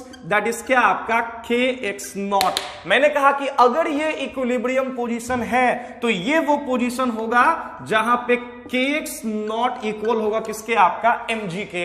it implies that इस केस के लिए आप इक्विलिब्रियम पोजीशन डिफाइन करोगे x0 is equal to mg upon क्या आपका k। तो ध्यान रखना इन सारे फिगर में अगर बात करें तो time period, frequency, angular frequency सब कुछ एज इट इज रहेगा एज दैट ऑफ उस फिगर के जो कि लाइक मैंने हॉरिजॉन्टल सरफेस पे ब्लॉक को प्लेस करके कनेक्ट करा था स्प्रिंग से। लेकिन अगर कुछ चेंज होगा तो वो होगा मीन पोजीशन। लाइक हॉरिजॉन्टल वाले के लिए मीन पोजीशन x बराबर 0 था, जबकि इन सारे फिगर के लिए अलग अलग मीन पोजीशन होगा। इसके लिए जो मीन पोजीशन होगा वो होगा mg अपॉन क्या आपका k। जब इसका आप मीन पोजीशन निकालोगे तो वो आ जाएगा mg sin theta upon k, because नीचे लगेगा mg sin थीटा, ऊपर लगेगा kx0, तो mg sin theta upon k। इसके लिए मीन पोजीशन निकालोगे तो इसका भी mg/k ही आएगा। तो हर एक फिगर के लिए जो मीन पोजीशन है वो सिर्फ चेंज करेगा, अदरवाइज टाइम पीरियड, फ्रीक्वेंसी और एंगुलर फ्रीक्वेंसी पे कोई इफेक्ट नहीं होगा। क्या कोई दिक्कत? फटाफट नोट करोगे जल्दी से। नेक्स्ट आगे बढ़ते हैं। चलिए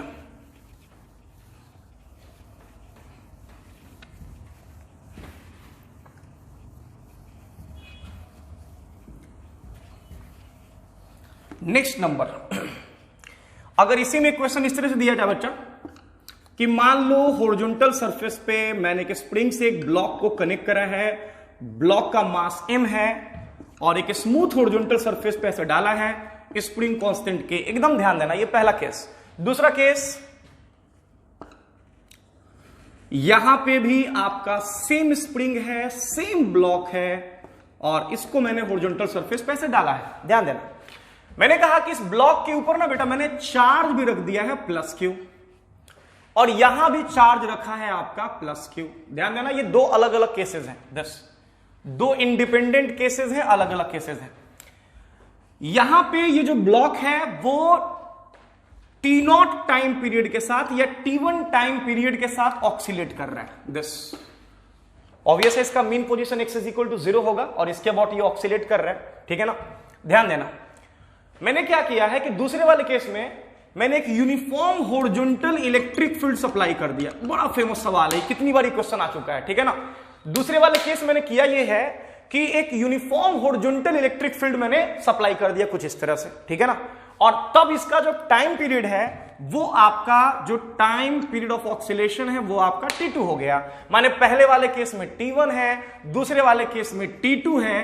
तो सवाल इसमें पूछा जाता है, लाइक ऑप्शंस दे देगा आपको, बताइए कि t1 ग्रेटर देन t2, दूसरा दे दिया जाएगा t1 लेस देन t2, तीसरा दे दिया जाएगा t1 = t2 और चौथा दे दिया जाएगा नन ऑफ दिस। ऐसा क्वेश्चन आपको दिख जाए तो मेरी बात ध्यान से सुनना बच्चा। पहले वाले के लिए अगर बात करें तो x = 0 माने स्प्रिंग का जो रिलैक्स लेंथ है वही उसका मीन पोजीशन होगा और इस मीन पोजीशन के अबाउट ये स्प्रिंग पेंडुलम ऑक्सीलेट कर रहा होगा with a time period of 2π√m/k आपका k। बट जब हम यूनिफॉर्म हॉरिजॉन्टल इलेक्ट्रिक फील्ड जैसे ही सप्लाई करेंगे बच्चा, लाइक ये फील्ड इस चार्ज पे एक फोर्स लगाएगा जिसके वजह से ये ब्लॉक जो है अपने लाइक रिलैक्स लेंथ से स्लाइटली डिस्प्लेस होगा से x0 अमाउंट से। क्या कोई दिक्कत? यहां आने के बाद इस ब्लॉक के ऊपर दो फोर्स लगेगा, एक तो लगेगा QE और दूसरा लगेगा KX0। ध्यान रखना बच्चा, मीन पोजीशन चेंज हो गया। यहां पे ये वो इंस्टेंट होगा, ये वो पोजीशन होगा जहां इस ब्लॉक के ऊपर नेट फोर्स 0 होगा, माने KX0 बैलेंस करेगा किसको? आपका QE को। माने चाहो तो यहां से आप x0 निकाल सकते हो और इस x0 का जो वैल्यू होगा वो होगा QE/ क्या? आपका K। तो ध्यान रहे कि अगर मैं बात करूं तो यहां चेंज सिर्फ क्या हुआ है? Mean position. ब्लॉक ने अपना मीन पोजीशन शिफ्ट कर लिया है। पहले मीन पोजीशन 0 पे था, अब मीन पोजीशन QE/K पे है, बट टाइम पीरियड पे कोई इफेक्ट नहीं पड़ेगा। कहोगे रीजन सर? तो तुरंत मैंने बताया है कि यहां पे ब्लॉक के ऊपर एक कांस्टेंट नेचर का फोर्स लग रहा है QE, जो कि कांस्टेंट है both in terms of magnitude and क्या? आपका direction. Like QE constant nature का फोर्स है, माने रिस्टोरिंग फोर्स के रूप में अगर अभी भी इस ब्लॉक पे कोई फोर्स लग रहा है तो वो इकलौता फोर्स है स्प्रिंग फोर्स। माने स्प्रिंग फोर्स के वजह से ही ब्लॉक क्या कर रहा है? आपका ऑक्सीलेट। तो सीधा हम कहेंगे कि टाइम पीरियड पे कोई इफेक्ट नहीं पड़ेगा। माने जो आंसर होगा वो होगा t1 = क्या? आपका t2। लेकिन अगर कुछ चेंज हुआ है तो वो क्या चेंज हुआ है बच्चा? मीन पोजीशन चेंज हो चुका है। इसमें x = 0 था और इसमें क्या है? आपका QE/K। क्या कोई दिक्कत? फटाफट नोट कर लोगे फास्ट। चलिए नेक्स्ट बढ़ता हूं आगे। सीधा कांस्टेंट फोर्स जहां दिख जाए एकदम सीधा उसको डिस्कार्ड करो, कोई दिक्कत नहीं है, बस स्प्रिंग फोर्स पे फोकस करना है। चलिए बढ़ू आगे बच्चों। नेक्स्ट चलो थोड़ा सा सीरीज पैरेलल का क्वेश्चन किया जाए। इस तरह के क्वेश्चंस आपको खूब दिखेंगे, ठीक है ना। तो कुछ एक सवाल हम आपको दे रहे हैं, ध्यान दीजिएगा बच्चों, गौर करना। तो ऐसा है क्वेश्चन, लाइक एक स्प्रिंग है, बीच में एक ब्लॉक लगा दिया मास m, फिर कुछ ऐसा, इसका स्प्रिंग कांस्टेंट दिया हुआ k, इसका स्प्रिंग कांस्टेंट दिया हुआ है 2k। एकदम गौर करना बच्चा, पहला सवाल। दूसरा क्वेश्चन है,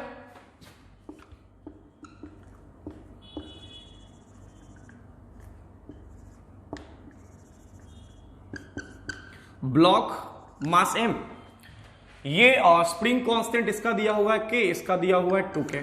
दिस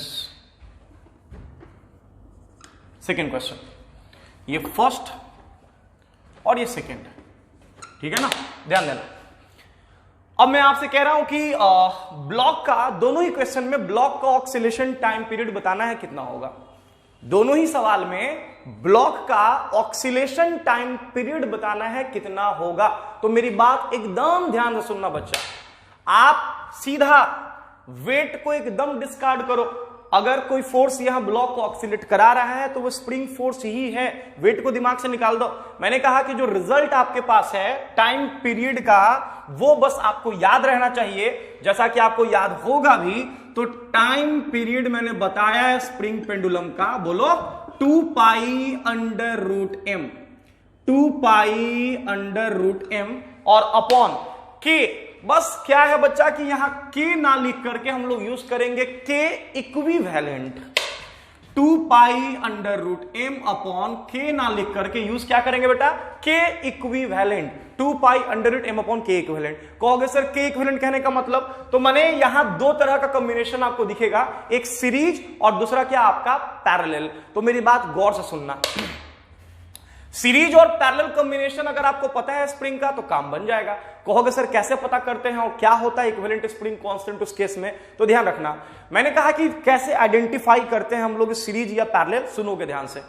पैरेलल कॉम्बिनेशन तब कहलाता है जब स्प्रिंग्स, जो भी स्प्रिंग्स कनेक्टेड है ब्लॉक से, सारे स्प्रिंग्स में जो अमाउंट ऑफ डिफॉर्मेशन है वो सेम होना चाहिए। अमाउंट ऑफ डिफॉर्मेशन का मतलब इधर एलोंगेशन और कॉम्प्रेशन और बोथ। हो सकता है कि दोनों एलोंगेट कर जाए, हो सकता है दोनों कॉम्प्रेस कर जाए, या ये भी हो सकता है कि एक एलोंगेट करे और दूसरा कॉम्प्रेस करे। माने अगर अमाउंट ऑफ डिफॉर्मेशन जो स्प्रिंग में है अगर सेम हो, इन दैट केस याद रखना कि जो कॉम्बिनेशन है वो आपका पैरेलल होता है। देखोगे जैसे पहला एग्जांपल, पहले वाले में क्या होगा बच्चा कि ब्लॉक जो है जितना नीचे आएगा, मान लो किसी भी अमाउंट से ब्लॉक नीचे आता है, मान लो x अमाउंट से नीचे आता है, तो ब्लॉक जितना नीचे आएगा उतना ही नीचे वाला स्प्रिंग क्या होगा आपका, कॉम्प्रेस होगा, और उतने ही अमाउंट से ऊपर का स्प्रिंग क्या होगा आपका, एलोंगेट होगा। माने दोनों में अमाउंट ऑफ डिफॉर्मेशन सेम है, इसका मतलब ये दोनों स्प्रिंग जो है वो पैरेलल में कंबाइंड है। और जब स्प्रिंग पैरेलल में कंबाइंड होता है तो मैंने बताया है टाइम पीरियड लिखने का तरीका। वहां देखोगे ऊपर में टाइम पीरियड t बराबर क्या लिखा बेटा, 2 pi under root m upon k equivalent. Parallel के केस में अगर इक्विवेलेंट निकालना होता है तो सीधा हम स्प्रिंग कांस्टेंट को जोड़ देते हैं, माने कि 2k प्लस k, ये हो जाएगा कितना आपका 3k आंसर। ध्यान रखना। अब अगर यही कह दिया जाए कि सर इस वाले सवाल में क्या होगा, लाइक सीरीज होगा कि पैरेलल होगा, तो ध्यान रखना लाइक स्प्रिंग सीरीज में कनेक्टेड है या नहीं, यह पता करने के लिए हम फोर्स चेक करते हैं। अगर सारे स्प्रिंग के अक्रॉस जो स्प्रिंग फोर्स है अगर उसका वैल्यू सेम हो, ठीक है ना, तो उस केस में हम कह सकते हैं कि जो कॉम्बिनेशन होगा वो सीरीज होगा। कहने का मतलब ये कि दोनों ही लाइट स्प्रिंग्स है। अगर हम इस स्प्रिंग पे ही बात करें तो इस स्प्रिंग पे जो स्प्रिंग फोर्स होगा वो, और इस स्प्रिंग पे भी जो स्प्रिंग फोर्स होगा वो दोनों स्प्रिंग फोर्स इस ब्लॉक के वेट के इक्वल होगा। माने दोनों स्प्रिंग में स्प्रिंग फोर्स क्या है आपका, सेम है। यही रीजन है कि इस केस में अगर मैं बात करूं तो जो कॉम्बिनेशन होगा वो आपका सीरीज कॉम्बिनेशन होगा। और जब कॉम्बिनेशन सीरीज होता है तो k इक्विवेलेंट निकालने के लिए हम लोग यूज करते हैं k1 into k2 divided by k1 plus k2। क्या कोई दिक्कत, मींस अगर यहां पे k इक्विवेलेंट निकालने के लिए कहा जाए तो k1 इंटू k2 माने 2k into k divided by k1 plus k2 माने k प्लस आपका 2k। माने जब आप इसको सॉल्व करोगे तो ये आ जाएगा 2k अपॉन क्या आपका 3। क्या हम यहां से टाइम पीरियड ब्लॉक का निकाल सकते हैं, टाइम पीरियड आ जाएगा 2 pi under root m upon k equivalent, जो कि यहां पे आया है 2k अपॉन के आपका 3 आंसर। क्या कोई दिक्कत? फटाफट नोट करोगे फास्ट। इस तरह से क्वेश्चंस काफी पूछे जाते हैं, तो ध्यान रखना इस रिजल्ट को। 2 pi under root m upon k equivalent, ठीक है, फटाफट नोट करोगे जल्दी। चलिए नेक्स्ट।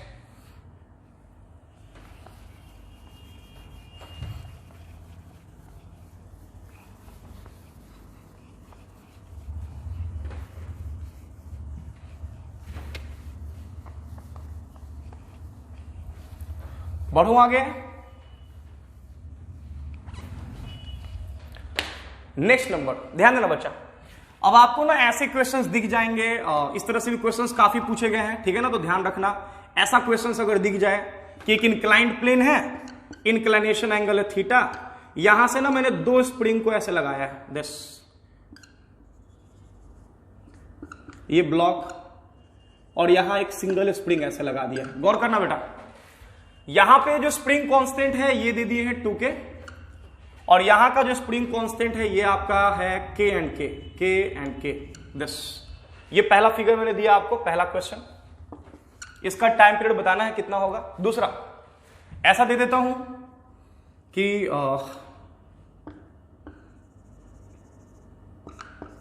दिस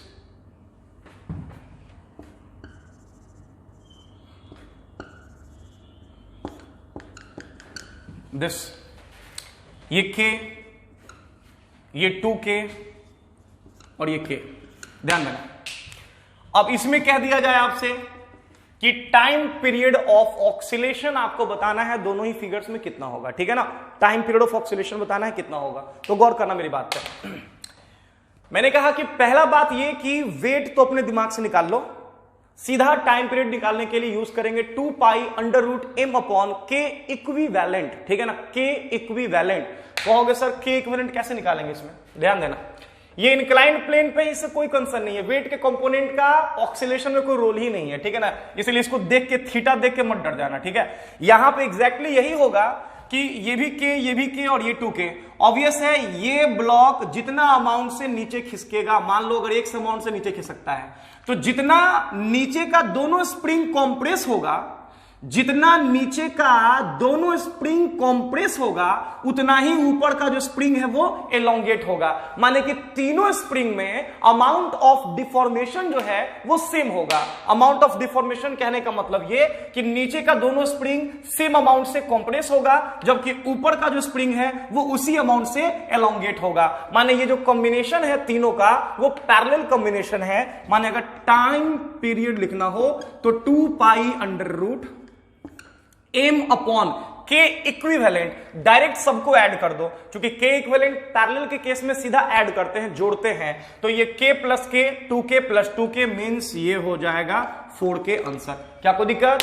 यही अगर इसमें पूछ दिया जाए टाइम पीरियड कितना होगा, कहोगे सर ये तो वही क्वेश्चन है सर, बस फिगर थोड़ा सा अलग है लेकिन आंसर तो सर सेम ही आने वाला है। यहां भी क्या होगा, लाइक अगर इस ब्लॉक का बात करें तो जितना अमाउंट से ये ब्लॉक नीचे आएगा उतने ही अमाउंट से नीचे का दोनों स्प्रिंग कॉम्प्रेस होगा, नीचे का दोनों स्प्रिंग कॉम्प्रेस होगा, और उसी अमाउंट से ऊपर का स्प्रिंग जो है वो क्या होगा, आपका स्ट्रेच होगा या एलोंगेट होगा। माने तीनों स्प्रिंग में जो अमाउंट ऑफ डिफॉर्मेशन होगा वो सेम होगा, x के इक्वल। माने अगेन ये तीनों स्प्रिंग पैरेलल में कंबाइंड है, माने डायरेक्ट ऐड कर देंगे तो 2 pi under root m upon k equivalent, equivalent के जगह पे जोड़ के लिख दो तो ये भी आंसर आ जाएगा 4k। जल्दी करो फास्ट। नेक्स्ट, ये सब क्वेश्चंस बना लोगे आराम से, ठीक है ना, कोई दिक्कत नहीं होगा, ठीक है ना। चलिए आगे बढ़ो।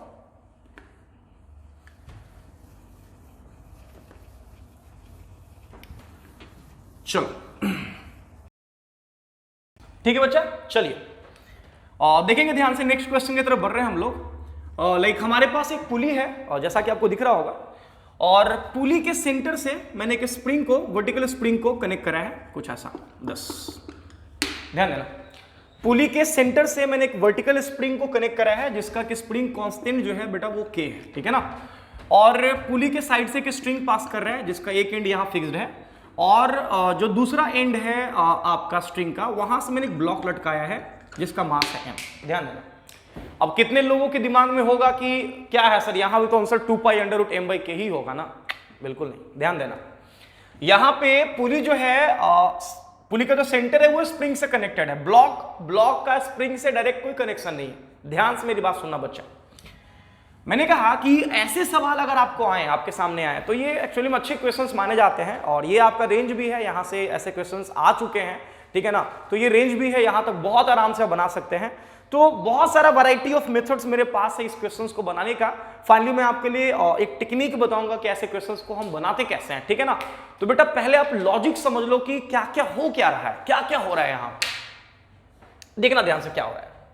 मैंने कहा कि बच्चा इस केस में है ये कि अगर ये सोचे हम कि जो पुली का जो सेंटर है अभी यहां है और डेफिनेटली लाइक इस वेट के वजह से लाइक पुली जो है वो अपना पोजीशन चेंज करेगा कुछ इस तरह से, और पुली का जो सेंटर है वो भी शिफ्ट होगा। लाइक इनिशियल सेंटर अगर कहीं यहां था तो पुली का जो नया सेंटर होगा कहीं यहां होगा। अब सुनना, माने कितना अमाउंट से पुली का सेंटर नीचे आएगा, ऑब्वियस है जिस अमाउंट से पुली का सेंटर नीचे आएगा उतने ही अमाउंट से जो स्प्रिंग है वो कॉम्प्रेस्ड होगा। अब सवाल है कि पुली का सेंटर कितने अमाउंट से नीचे आएगा, लाइक उस पर हमको बात करना है। मेरी बात सुनना बेटा ध्यान से। चाहे जिस अमाउंट से पुली का सेंटर नीचे आएगा उतने ही अमाउंट से ये स्ट्रिंग इधर से ढीला होगा और उतने ही अमाउंट से ये स्ट्रिंग इधर से ढीला होगा, माने दोनों मिलकर के ये जो ब्लॉक है उस डिस्प्लेसमेंट का डबल हो जाएगा। फिर से रिपीट कर रहा हूं, पुली का सेंटर जिस भी अमाउंट से नीचे आएगा उस अमाउंट से इस साइड से स्ट्रिंग ढीला होगा और उसी अमाउंट से इस साइड से स्ट्रिंग ढीला होगा, और ये दोनों मिलकर के लाइक ट्वाइस, ये दोनों सेम अमाउंट मिलकर के ये ट्वाइस अमाउंट से ब्लॉक जो है वो आपका नीचे आएगा। कहने का मतलब ये कि अगर हम ये कहें कि ब्लॉक जो है वो x अमाउंट से नीचे आया, तो ब्लॉक x अमाउंट से तभी नीचे आएगा जब जो पुली का सेंटर है वो आपका x/2 अमाउंट से नीचे आए। बिकॉज x/2 इधर, x/2 इधर, दोनों मिलकर के x ब्लॉक आपका नीचे आएगा। क्या कोई दिक्कत? बस ये कॉन्सेप्ट अगर आपको समझ आ गया तो ऐसे सवाल में कुछ नहीं रह गया, एकदम प्योर लॉजिक से इस क्वेश्चन को आप बना सकते हो। क्या कोई दिक्कत? अब आपके पास फोर्स मेथड है, आप फोर्स देख लो पुली के ऊपर, ब्लॉक के ऊपर रिस्टोरिंग फोर्स कितना होगा, क्योंकि ब्लॉक का ऑक्सीलेशन टाइम पीरियड आपको निकालना है, ठीक है ना? तो ब्लॉक का ऑक्सीलेशन टाइम पीरियड निकालना है, ब्लॉक के ऊपर फोर्स मेथड से भी क्वेश्चन बना सकते हो। बट मैं आपको एक स्पेशल ट्रिक यहां पे देने जा रहा हूं इस क्वेश्चन को बनाने का, तो मेरी बात ध्यान से सुनना और गौर करना। कभी भी लीनियर एसएचएम में, जो कि 90% केसेस में यही होगा, लीनियर एसएचएम में अगर ब्लॉक का टोटल मैकेनिकल एनर्जी, ठीक है ना, टोटल मैकेनिकल एनर्जी ब्लॉक का लाइक ax² प्लस bv² के फॉर्म में हो, ठीक है ना, टोटल मैकेनिकल एनर्जी ब्लॉक का ax² प्लस bv² के फॉर्म में हो, जहां x ब्लॉक का डिस्प्लेसमेंट है, ठीक है ना, v जो है वो ब्लॉक का वेलोसिटी है जो एसएचएम परफॉर्म कर रहा है। तो उस केस में डायरेक्ट आप टाइम पीरियड लिख देना 2 pi under root b/a। 90% cases में ये ट्रिक आपको काम करेगा। जब भी एनर्जी ax² प्लस bv² के फॉर्म में हो, डायरेक्ट टाइम पीरियड लिखना 2 pi under root b/a। b है v² का कोएफिशिएंट और a है x² का कोएफिशिएंट। कहोगे सर इस चीज को यहां कैसे अप्लाई करेंगे, तो बस थोड़ा सा दिमाग लगाओ, अप्लाई हो जाएगा। गौर करना मेरी बात पे।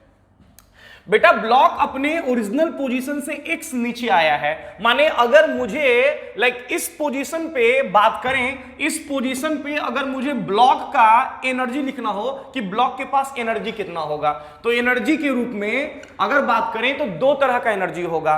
पहला तो ब्लॉक के कॉरस्पॉन्डिंग जो स्प्रिंग एलोंगेट हुआ है तो इलास्टिक पोटेंशियल एनर्जी होगा स्प्रिंग में, तो वो लिख दोगे ½ k इंटू x²। x के जगह यहां x/2, चूंकि इलोंगेशन यहां स्प्रिंग में देखना है, दिस ये वाला, तो ये आपका हो जाएगा x/2 का होल स्क्वायर। क्या कोई दिक्कत? ये हो जाएगा इलास्टिक पोटेंशियल एनर्जी। दूसरा, ऑब्वियस है इस स्टेज पे ब्लॉक के पास कुछ काइनेटिक एनर्जी होगा, जिसके लिए फॉर्मूला आपके पास है ½ mv²।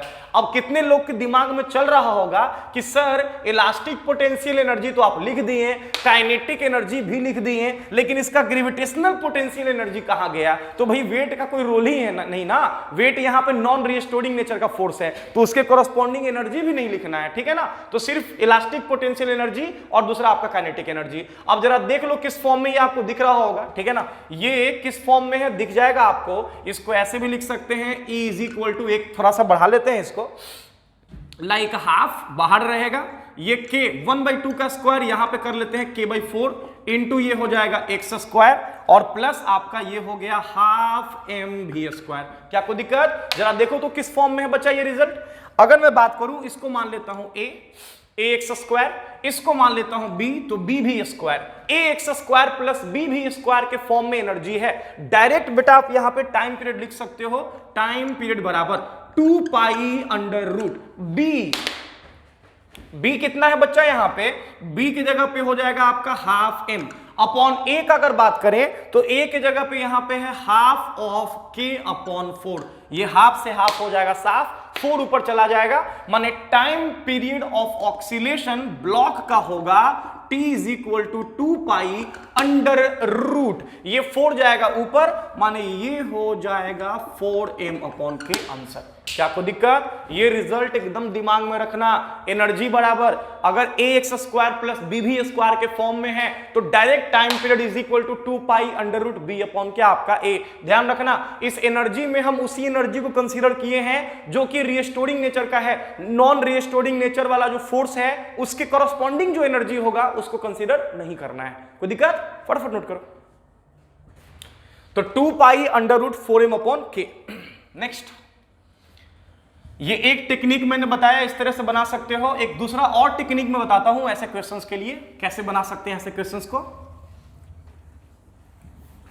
ध्यान दीजिएगा बच्चा,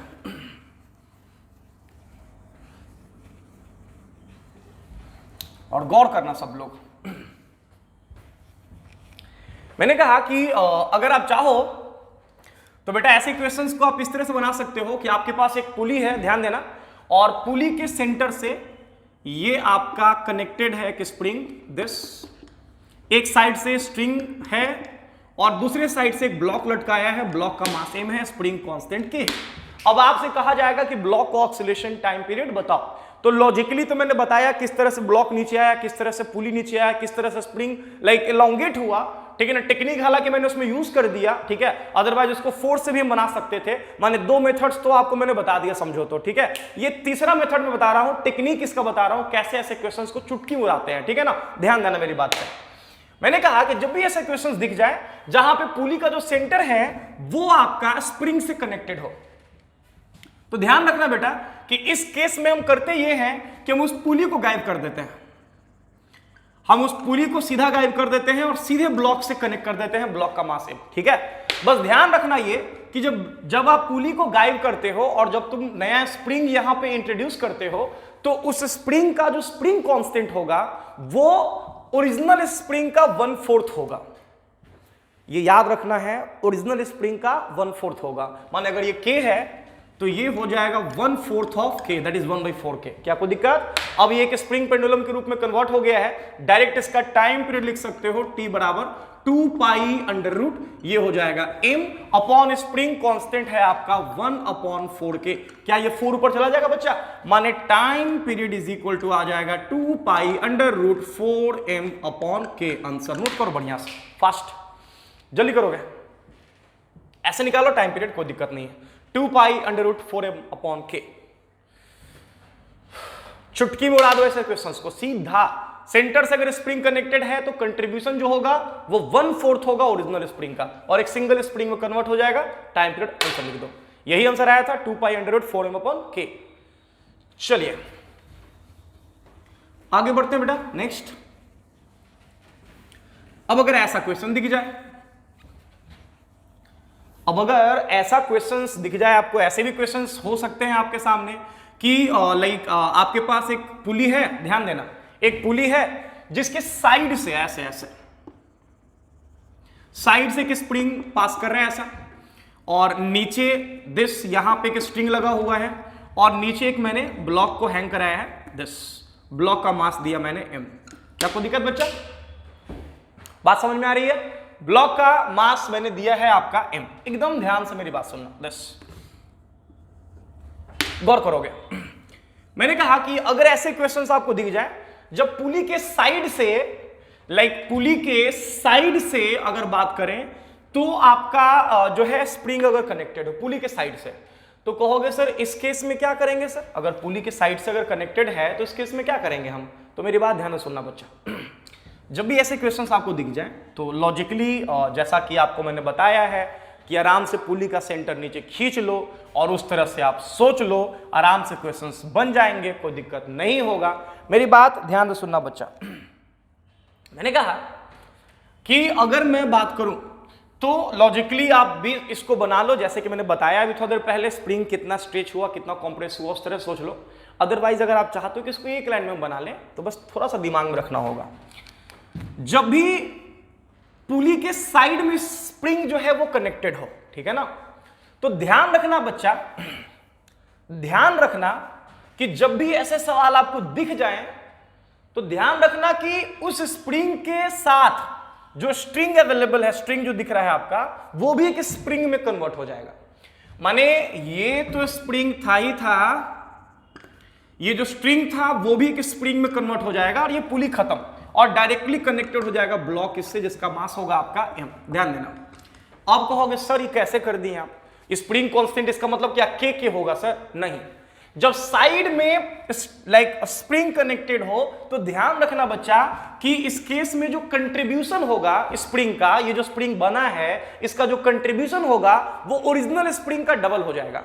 पहला तो कि जो स्ट्रिंग था वो स्प्रिंग में कन्वर्ट होगा और हर एक का जो कंट्रीब्यूशन होगा वो ओरिजिनल स्प्रिंग का डबल हो जाएगा। माने अगर ये k है तो ये आपका हो जाएगा 2k, ये हो जाएगा आपका 2k मिलके हो जाएगा, देख सकते हो पैरेलल में कंबाइंड है यहां पे।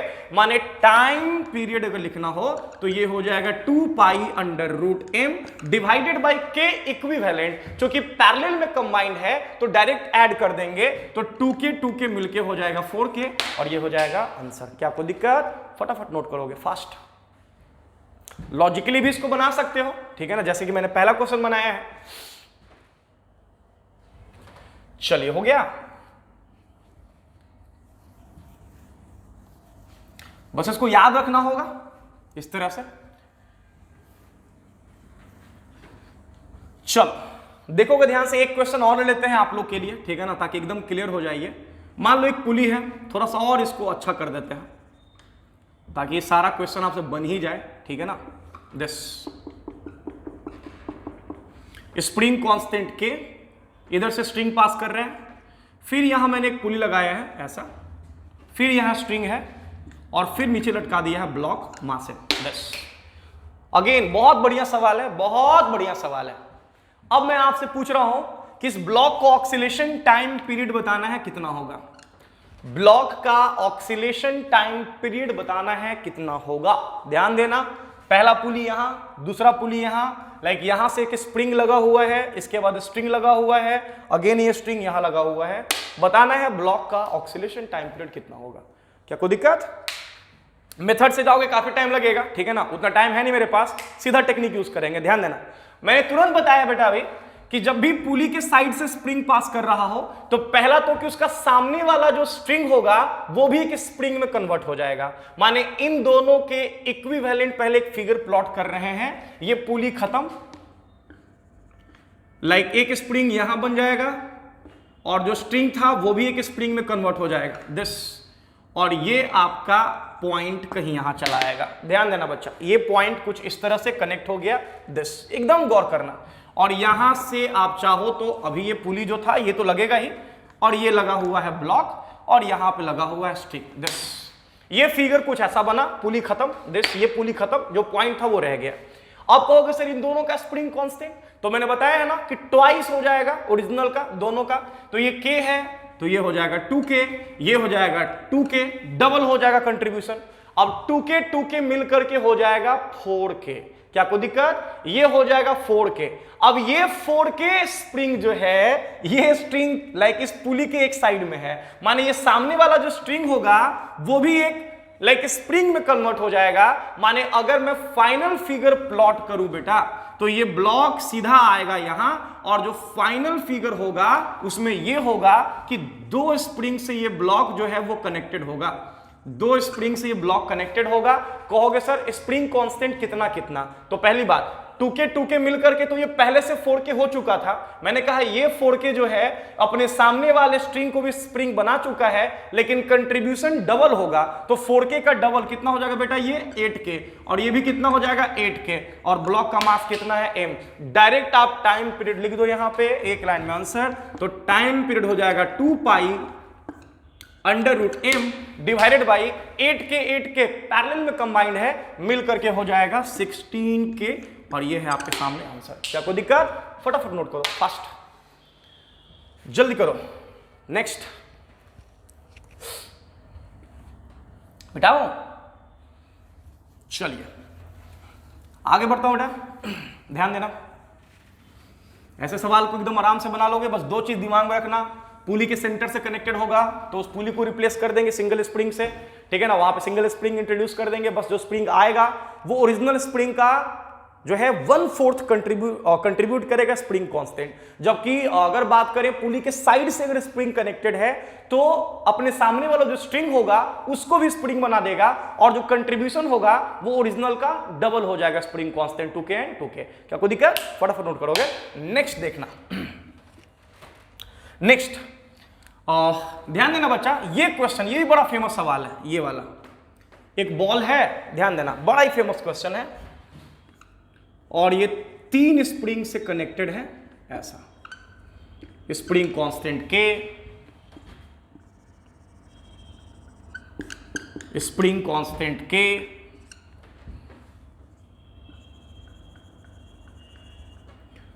Spring constant K, this. ध्यान देना, बड़ा ही फेमस सवाल है बेटा कि एक बॉल है जिसको मैंने 3 स्प्रिंग से जो है वो इस तरह से कनेक्ट करा है, spring constant K, spring constant K, spring constant K, ठीक है ना। ध्यान देना बच्चा, मैंने कहा कि दिस ये जो है वो सिमेट्रिकल लाइन है, और ये दोनों एंगल दे रखा है, ये थीटा और ये थीटा। गौर करना, बड़ा फेमस सवाल है ये। थीटा की जगह वैल्यू दिया रहता है, कभी कभी 45 दे देगा, कभी कभी 60 दे देगा। तो इस तरह से क्वेश्चंस जो है वो दिए रहते हैं, और आपको बताना होता है कि टाइम पीरियड ऑफ ऑक्सीलेशन इस बॉल का कितना होगा। ध्यान से मेरी बात सुनना बच्चा, लाइक यहां पे होना यही है कि अगर इस बॉल को आप सिमेट्रिकली नीचे खींचते हो, दिस, अगर इस बॉल को आप सिमेट्रिकली नीचे खींचते हो, माने वर्टिकली अगर इसको डिप्रेस करते हो और छोड़ते हो, तो ये block actually vertical oscillation perform करना स्टार्ट कर देगा कुछ इस तरह से। और उस वर्टिकल ऑक्सीलेशन में अगेन मैं रिपीट कर रहा हूं कि सिर्फ रोल होगा स्प्रिंग फोर्स का, वेट वहां पे नॉन रिस्टोरिंग फोर्स के रूप में एक्ट होगा। क्या कोई दिक्कत? अब सुनना, कहोगे सर ऐसे क्वेश्चंस को सर कैसे अप्रोच लेंगे? अगर बनाने जाओगे ऐसे क्वेश्चंस को तो पहला तो कि बॉल जो है अपने ओरिजिनल पोजीशन से मान लो x डिस्प्लेस हो गए कहीं यहां आया, दिस। इस केस में होगा ये कि आपको इस स्प्रिंग के बारे में सोचना होगा, क्योंकि स्प्रिंग जो है वो आपका स्ट्रेच होकर कहीं यहां चला आएगा, ये जो स्प्रिंग है ये भी आपका स्ट्रेच होकर कहीं यहां चला आएगा। तो इस केस में आपको ये देखना होगा कि नीचे वाला स्प्रिंग तो x अमाउंट से एलोंगेट हुआ है, लेकिन साइड वाला स्प्रिंग माने ये साइड वाला जो स्प्रिंग है ये कितने अमाउंट से एलोंगेट होगा। तो डेफिनेटली ये x डैश होगा और ये x होगा। अब आपको निकालना होगा x डैश कितना होगा, फिर स्प्रिंग फोर्स का कंपोनेंट्स आपको लेना होगा, और तब जाके कहीं आंसर आएगा। क्या कोई दिक्कत? बेटा उतना टाइम नहीं होगा आपके पास एग्जाम में, ठीक है ना।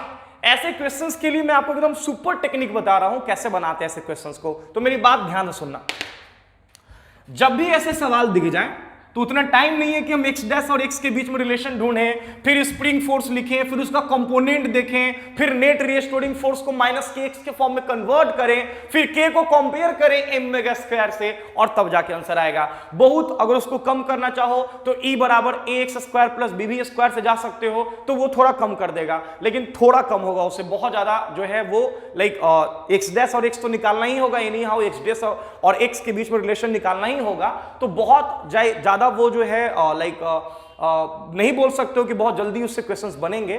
मैंने कहा कि इसके लिए टेक्निक मैं आपको बताता हूं, वो टेक्निक क्या है ये सुनना। कह रहे हैं कि इस केस में करना ये है कि जो बॉल लाइक वर्टिकल स्प्रिंग से नीचे कनेक्टेड है उसको तो एज इट इज छोड़ देना, जो के है वो अपना के रहेगा, दिक्कत नहीं।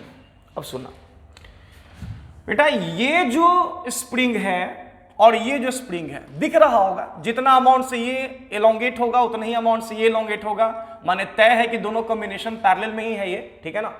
तो मैंने कहा कि आप चाहो तो लाइक इन दोनों स्प्रिंग्स को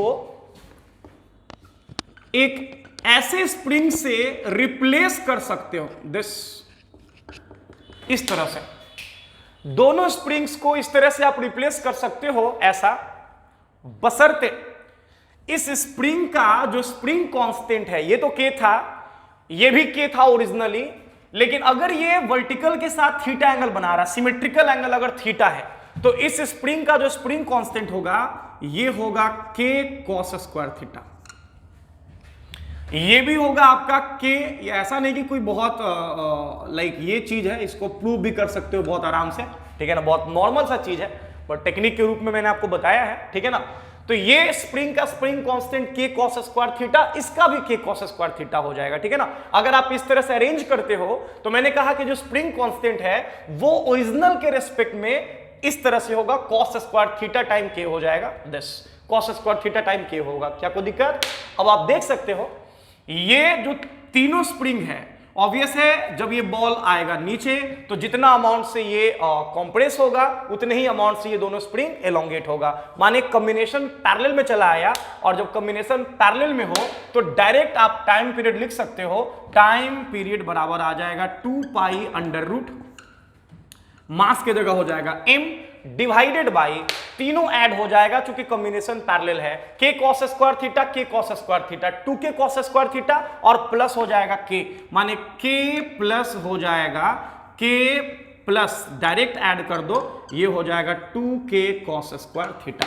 फटाफट नोट करोगे फास्ट, ठीक है। बस आपको दिमाग में रखना है कि सिमेट्रिकल लाइन के साथ अगर वो थीटा एंगल बना रहा है स्प्रिंग, तो स्प्रिंग का जो कंट्रीब्यूशन होगा ऑक्सीलेशन में वो के कॉस स्क्वायर थीटा होगा, दैट्स इट। अगर ये दिमाग में रहेगा तो ऐसे क्वेश्चंस को आप चुटकी में उड़ा सकते हो, ठीक है ना। अब आपको इक्वेशन लिखने का या फिर स्प्रिंग्स में डिफॉर्मेशन निकालने का जरूरत बिल्कुल भी नहीं है, फटाफट नोट करोगे।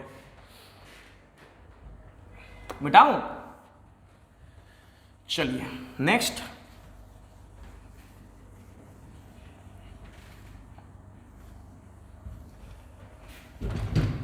तो ध्यान देना बच्चा,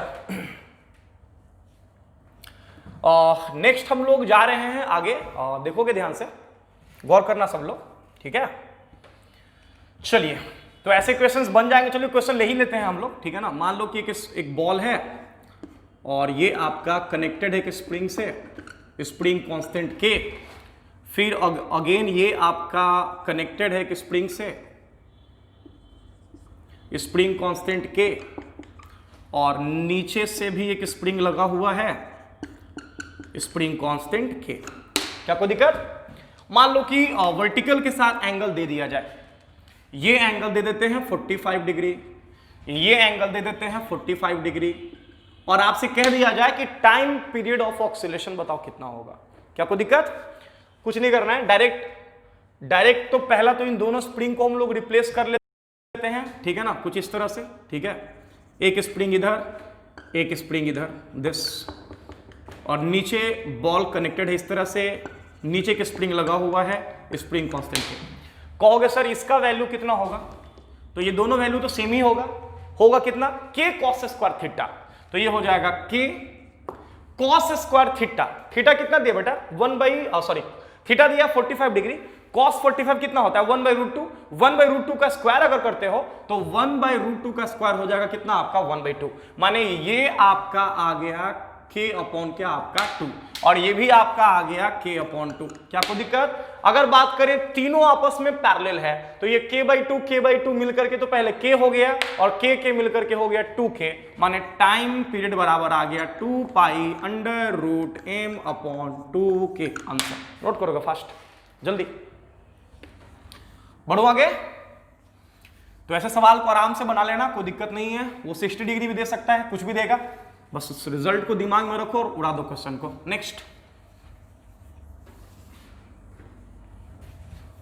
चलिए, आई होप यहां तक कोई दिक्कत नहीं होगा आप लोगों को, ठीक है ना। इस तरह से हम लोग जो है बहुत आराम से स्प्रिंग पेंडुलम के ऊपर काम कर सकते हैं, कोई प्रॉब्लम नहीं है, ठीक है ना। चलिए कुछ एक क्वेश्चंस हम लोग और लेते हैं बच्चा, ठीक है ना। कुछ एक क्वेश्चंस हम लोग और लेते हैं, वैरायटी ऑफ क्वेश्चंस। जब इतना कर लिए हैं तो थोड़ा सा और आगे बढ़ जाते हैं इसमें, ठीक है।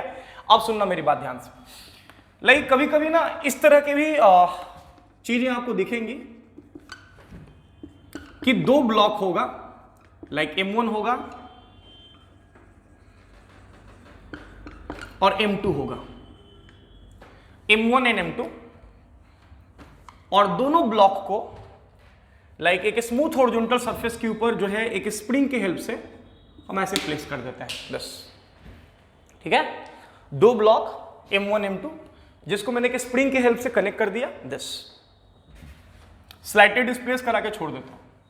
पूछेंगे कि ऑक्सीलेशन टाइम पीरियड क्या होगा, तो ध्यान रखना बच्चा, मैंने कहा कि जब भी ऐसा कुछ दिख जाए तो हमेशा ध्यान रखना कि इस केस में होगा ये कि दोनों ब्लॉक जो है अपने सेंटर ऑफ मास के अबाउट, अपने सेंटर ऑफ मास कहीं पे होगा, उस सेंटर ऑफ मास के अबाउट लाइक दोनों block independently same time period के साथ ऑक्सीलेट करेगा, ठीक है। जब भी ऐसा सिचुएशन दिख जाए कि भैया लाइक डिस्प्लेस करा के छोड़ दिए और ये ब्लॉक ऑक्सीलेट करना इस तरह से शुरू कर दिया, दिस ऑक्सीलेशन टाइम पीरियड बताओ क्या होगा।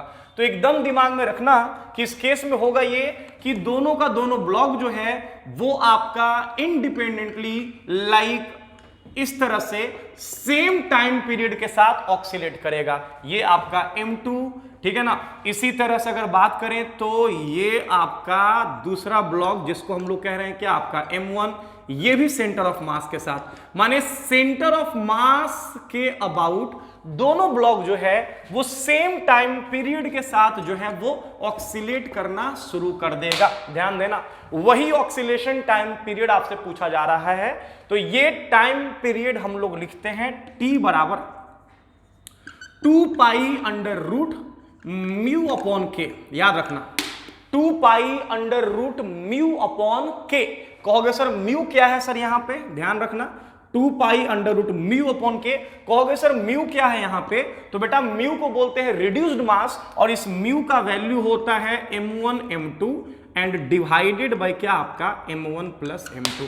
याद रखना जब ये ऐसे सिचुएशंस दिख जाए तो दोनों ब्लॉक जो है वो अपने सेंटर ऑफ मास के अबाउट इंडिपेंडेंटली ऑक्सीलेट करेगा with same time period given by 2 pi under root mu by k, जहां म्यू का value M1 M2 by M1 plus M2 होगा। फटाफट नोट करोगे, फास्ट मिटाओ। चलिए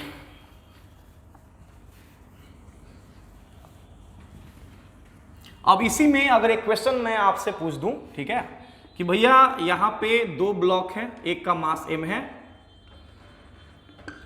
और दूसरे का मास जो है वो आपका 2m है, और दोनों ब्लॉक जो है एक स्मूथ हॉरिजॉन्टल सरफेस के ऊपर ऑक्सीलेट कर रहा है।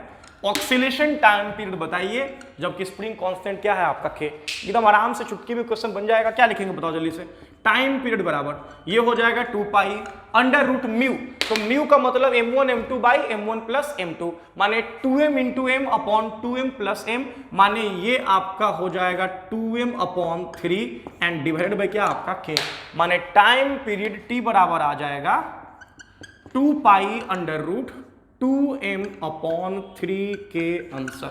फटाफट नोट करोगे, फास्ट। चलिए नेक्स्ट बढ़ो आगे। चलो देखोगे बच्चे, ध्यान देना, लाइक इसमें ऑलमोस्ट सारे कॉन्सेप्ट्स मैंने डील कर दिया है, बट एक दो क्वेश्चंस जो है थोड़ा सा मतलब करा देते हैं, ताकि जो चांसेस हैं क्वेश्चंस के मतलब एकदम कंप्लीट हो जाएंगे, क्वेश्चंस जो आएंगे सो बन ही जाएंगे, ठीक है ना। तो ध्यान से मेरी बात सुनना। ये एक बड़ा ही फेमस सवाल है, बहुत फेमस सवाल है, ठीक है ना। कहोगे सर क्या है ये क्वेश्चन, तो मेरी बात सुनना ध्यान से। ऐसा है कि एक ब्लॉक है, एक ब्लॉक है ऑफ मास कैपिटल है एंड स्प्रिंग कांस्टेंट के, दिस ठीक है।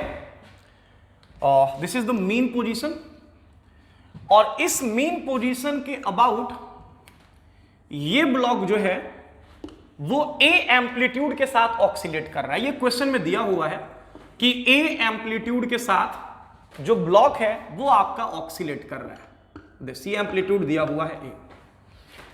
माने एक ब्लॉक जो कि लाइक ऑब्वियस है स्प्रिंग से कनेक्टेड है, स्प्रिंग पेंडुलम ही है, और ए एम्पलीट्यूड के साथ ये ब्लॉक जो है वो ऑक्सीलेट कर रहा है। लाइक मास m दिया है और स्प्रिंग कांस्टेंट जो है वो आपका k दिया हुआ है, ठीक है ना, ये दिया हुआ है। कोई दिक्कत? अब सुनना मेरी बात ध्यान से। सवाल में है कि बेटा जब ये ब्लॉक अपने मीन पोजीशन को क्रॉस कर रहा था, ऑब्वियस है ऑक्सीलेट जब करेगा तो मीन पोजीशन को मैक्सिमम वेलोसिटी a ओमेगा के साथ क्रॉस करेगा। तो जब ये ब्लॉक अपने मीन पोजीशन को क्रॉस कर रहा था, क्वेश्चन लिख भी लेना, ठीक है ना, कि जब ये ब्लॉक मीन पोजीशन को क्रॉस कर रहा था तो मैंने इस ब्लॉक के ऊपर एक छोटा सा ब्लॉक m मास को जेंटली प्लेस कर दिया। बात समझ में आ रही है? एक छोटे से ब्लॉक को, m मास के ब्लॉक को जेंटली प्लेस कर दिया। अब जैसे ही मैंने इस ब्लॉक को इसके ऊपर प्लेस करा तो इक्विलिब्रियम पोजीशन तो वही है, क्योंकि जब मीन पोजीशन से क्रॉस कर रहा था तभी मैंने उसके ऊपर जेंटली प्लेस करा लाइक पॉइंट मास m को। माने अब इस स्प्रिंग पेंडुलम के लिए अगर बात करें तो जो मास है आपका कंबाइंड मास ब्लॉक के लिए वो आपका हो चुका है capital M plus small m। This spring constant वही है, इक्विलिब्रियम पोजीशन या मीन पोजीशन भी वही है, लेकिन सवाल ये है कि अब आपको इसका नया एम्पलीट्यूड बताना है कितना होगा।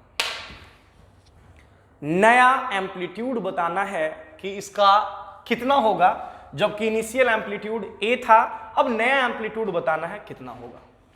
कहोगे सर कैसे बनाएंगे ऐसे क्वेश्चंस को, बड़ा फेमस सवाल है बेटा, ध्यान रखना। यहां एक बड़ा इंटरेस्टिंग बात यह है कि जब ब्लॉक अपने मीन पोजीशन को क्रॉस कर रहा था तो उस समय मैंने इस पॉइंट मास को या पॉइंट ऑब्जेक्ट को मैंने इस ब्लॉक के ऊपर प्लेस करा, वो जेंटली प्लेस, ऐसा नहीं कि पटक दिया, ये कोलाइड करवा दिया, जेंटली रख दिया बस उसके ऊपर।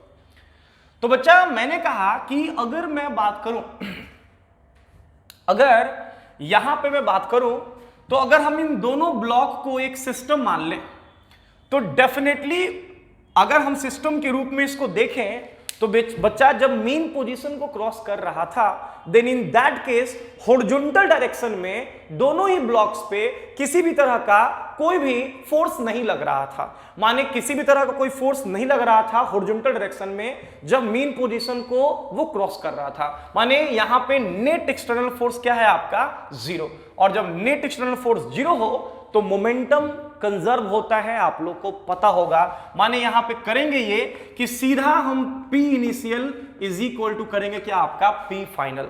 कहोगे मोमेंटम सर कंजर्व कराएं आप, हाँ इसलिए कंजर्व कराएं क्योंकि मीन पोजीशन पे जब था तभी मैंने प्लेस करा, और मीन पोजीशन पे हम लोग जानते हैं कि नेट फोर्स क्या होता है आपका जीरो, और जिसको मैंने जेंटली प्लेस करा उस पे भी हॉरिजॉन्टल डायरेक्शन में कोई फोर्स लग नहीं रहा है। माने as a system net force क्या है आपका जीरो, इस वजह से मैंने मोमेंटम को कंजर्व कराया है। क्या कोई दिक्कत? अब P इनिशियल तो मोमेंटम बराबर जानते हैं मास इनटू क्या आपका वेलोसिटी। लाइक जिसको जेंटली प्लेस किए उसके पास स्टार्टिंग में कोई मोमेंटम नहीं था, लाइक जीरो मोमेंटम था, लेकिन जो ब्लॉक ऑक्सीलेट कर रहा था पहले से उसके पास मोमेंटम होगा बिकॉज वो मैक्सिमम वेलोसिटी के साथ, जो एम मास ब्लॉक है कैपिटल एम मास, मैक्सिमम वेलोसिटी के साथ वो आपका लाइक वहां से निकल रहा होगा।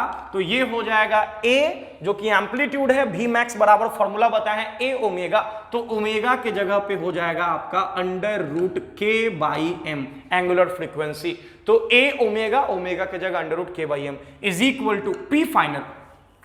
जब फाइनल मोमेंटम देखेंगे बेटा तो मास जो है वो आपका हो जाएगा m प्लस कैपिटल M और इनटू ओमेगा। अब यहां जो ओमेगा हम लिखेंगे वो होगा अंडर रूट k, तो वही रह जाएगा, लेकिन जो मास है वो यहां पे हो जाएगा m प्लस क्या आपका कैपिटल M। क्या कोई दिक्कत? अगर बात करें तो अगर मैं यहां बात करूं a ओमेगा तो यहां a डैश हो जाएगा, नया एम्पलीट्यूड हो जाएगा a डैश। क्या कोई दिक्कत? तो मैंने कहा कि इनिशियली अगर देख सकते हैं तो m into a omega, omega की जगह under root k by m। Finally अगर बात करें दोनों एक साथ ऑक्सीलेट करना स्टार्ट किया है a डैश एम्पलीट्यूड के साथ, तो mass m plus m into velocity, तो a डैश इंटू क्या आपका ओमेगा की जगह under root k by m plus m। क्या यहां से हम सॉल्व करके a डैश निकाल सकते हैं? बड़ा ही फेमस सवाल है, फिर से मैं रिपीट कर रहा हूं, बहुत फेमस सवाल है, इसको ध्यान रखना। ये रूट के से तो रूट के और डेफिनेटली यहां पे कैंसिल आउट हो जाएगा, ठीक है ना। अगर बात करूं तो ये रूट m से रूट m एक जाएगा यहां पे, नीचे में आपका अगर बात करें तो एक रूट यहां पे जाएगा, यहां से आप चाहो तो a डैश निकाल सकते हो और a डैश का जो वैल्यू आएगा बच्चा a डैश माने न्यू एम्पलीट्यूड जो आपका आएगा वो आएगा a multiplied by like root m जो कि यहां पे पहले से अवेलेबल है, डिवाइडेड बाई आपका हो जाएगा m plus capital M answer. फटाफट नोट करोगे, सीधा मोमेंटम कंजर्व करा है मीन पोजीशन पे, जल्दी करोगे फास्ट। नेक्स्ट,